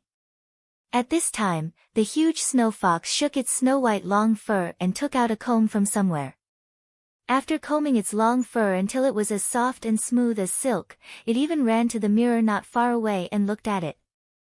Then, it nodded in satisfaction and said with a somewhat narcissistic tone, as expected of the White Fox tribe's #1 beauty. "Look at my long fur, my beauty, my bearing, which fox can compare to me?" After mumbling to himself, the narcissistic White Fox tribe leader strode elegantly away from the bluestone slab she had just laid on and walked toward the main entrance with great confidence. By the time the White Fox clan leader arrived at the main entrance, the swift White Fox clan members had already formed a line, waiting for the proud White Fox clan leader to arrive. Chapter 23-22, Love at First Sight. 1. When the White Fox clan leader saw this, he did not forget to nod in satisfaction at his underlings. Then, one of the White Foxes tactfully brought out a reclining chair and invited their clan leader to rest on it. Little 3, Little 4, the Old Leopard and those humans are not here yet? This speed is too slow. After lying down, the White Fox clan leader asked the 2 White Foxes who were serving beside her. Not yet. Those humans are too weak and need to rest for a long time after walking a few steps. So, according to this subordinate's guess, they won't be able to arrive in a short time. Why don't King take a short nap? A fox said with a fawning expression. What it meant by Leng Ruoxue and the rest being too weak and needing to rest after every few steps was that Leng Ruoxue and the rest were collecting herbs and admiring the scenery along the way. Therefore, it was naturally impossible for them to reach the White Fox clan's territory too quickly. Of course, they were also unaware that the White Fox clan's clan head was anxiously waiting for them. However, if Leng Ruoxue knew that the White Fox clan leader had been waiting for them anxiously, she would most likely ask, "Why are you in such a hurry? Was he in a hurry to die?" Leng Ruoxue and the rest were not in a hurry, forming a stark contrast with the White Fox clan leader's anxiety. However, the White Fox clan leader would not show it on his face. Otherwise, if the clan members knew, where would his dignity as the leader of a fox be? Therefore, after pondering for a while, the White Fox clan leader nodded and said, "Then I'll take a nap. Wake me up immediately when they arrive." Little 3 and Little 4, who were the 2 White Foxes serving the White Fox clan leader, hurriedly nodded their heads. Then, the White Fox clan's foxes gathered around their clan leader and waited for Leng Ruoxue and the rest under the scorching sun. When Leng Ruoxue and the rest entered the Floating Clouds Mountain, it was still early in the morning. That was also the time when the herbs in the forest were the freshest. Many of the herbs still had clear dewdrops on them. There were also many alchemists in their group. Hence, when they saw these herbs, it was as if they were seeing their family. Although the herbs they saw along the way were only ordinary herbs, the amount of ordinary herbs used during alchemy was often the highest. Therefore, as alchemists, Jiang Ning and the others consciously bent down to collect these amiable herbs. When the others saw this, they did not urge them to hurry up. Instead, they helped to collect as usual. However, as the guide, Old Leopard was definitely not used to this situation. Seeing everyone bending down to pull the weeds from the ground, Old Leopard was all kinds of restless. Yes. The medicinal herbs in the eyes of the crowd were like weeds in the eyes of the Old Leopard and the other beasts. They had no use at all. Therefore, it could not understand Leng Ruoxue and the others. They were not treasures, why did they need to mobilize all of them? Wantonly collecting? Could it be that these people came here to pull out the grass? Old Leopard had not forgotten the purpose of their trip, but Leng Ruoxue and the others had obviously forgotten. For a moment, the Old Leopard was extremely depressed. His face was full of sorrow. Occasionally, he would sigh and steal a glance at Leng Ruoxue and the others with his resentful eyes. However, Leng Ruoxue and the others were in the mood to collect herbs, so his expression was a waste. Thanks by the time Leng Ruoxue and the rest had collected most of the medicinal herbs along the way, the sky had already turned dark. She looked at the moon that hung shyly in the sky and heard the howls of the beasts from the forest. Leng Ruoxue asked for everyone's opinion, should we continue or rest for the night and set off tomorrow morning? Tomorrow morning. It's dark now, and if we come across more herbs on the road, it'll be a problem to collect them. Jiang Ning was the first to express his thoughts. He was a man who was closer to herbs than to his own father. He would never allow a man to not collect herbs when he saw them, even if they were just ordinary herbs. Moreover, he had a great time collecting herbs along the way today. It should be known that he would not dare to step into a place where many beasts gathered.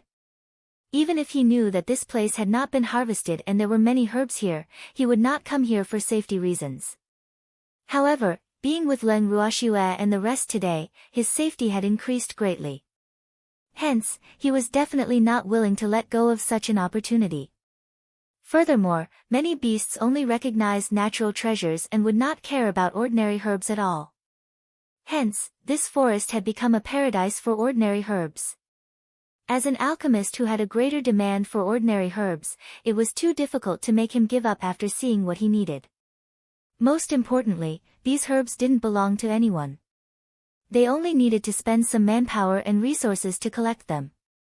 As a result, Jiang Ning had completely forgotten the purpose of his visit. However, he had originally come here with the intention of watching the show. So, it was normal for him to forget the main purpose. And now, collecting all the herbs he encountered along the way had become his top priority. Therefore, he insisted on resting for the night and leaving tomorrow morning. After hearing what Jiang Ning said, Old Leopard wanted to tell him that they didn't come here to pick herbs.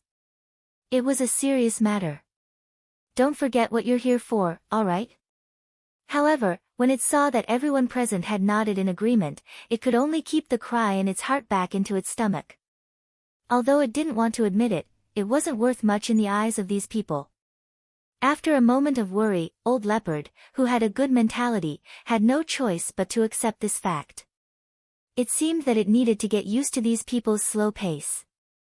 Old Leopard thought to himself. They rested for a night. The next morning, Leng Ruoxue and the others continued on their journey after breakfast. They still treated collecting the herbs they found along the way as a major task. Old Leopard was helpless about this, but he slowly got used to it. Later on, influenced by Leng Ruoxue and the others, Old Leopard even took the initiative to lead them to the areas with more weeds. Leng Ruoxue and the others naturally had a good harvest, but it had been more than 10 days when they arrived at the White Fox clan's territory. Standing at the edge of the White Fox tribe's territory, the Old Leopard was ashamed. It would have taken less than a day to reach the White Fox tribe's territory, but under his guidance, they had walked for more than 10 days. It was not because they had lost their way, but on purpose.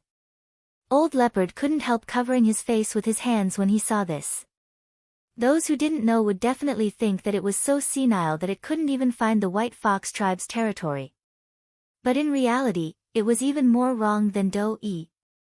Chief Leopard, haven't we arrived at the White Fox tribe's territory? Why aren't you going in? Or do I need you to give a roar and send a message to the White Fox race? Leng Ruoshua looked at Old Leopard, who was standing there in a daze, and asked with a puzzled expression. If he roared, it would be a blatant provocation. The Old Leopard said. However, they seem to be here to provoke him. Little girl, Old Leopard said after some thought, I think we'd better go in directly.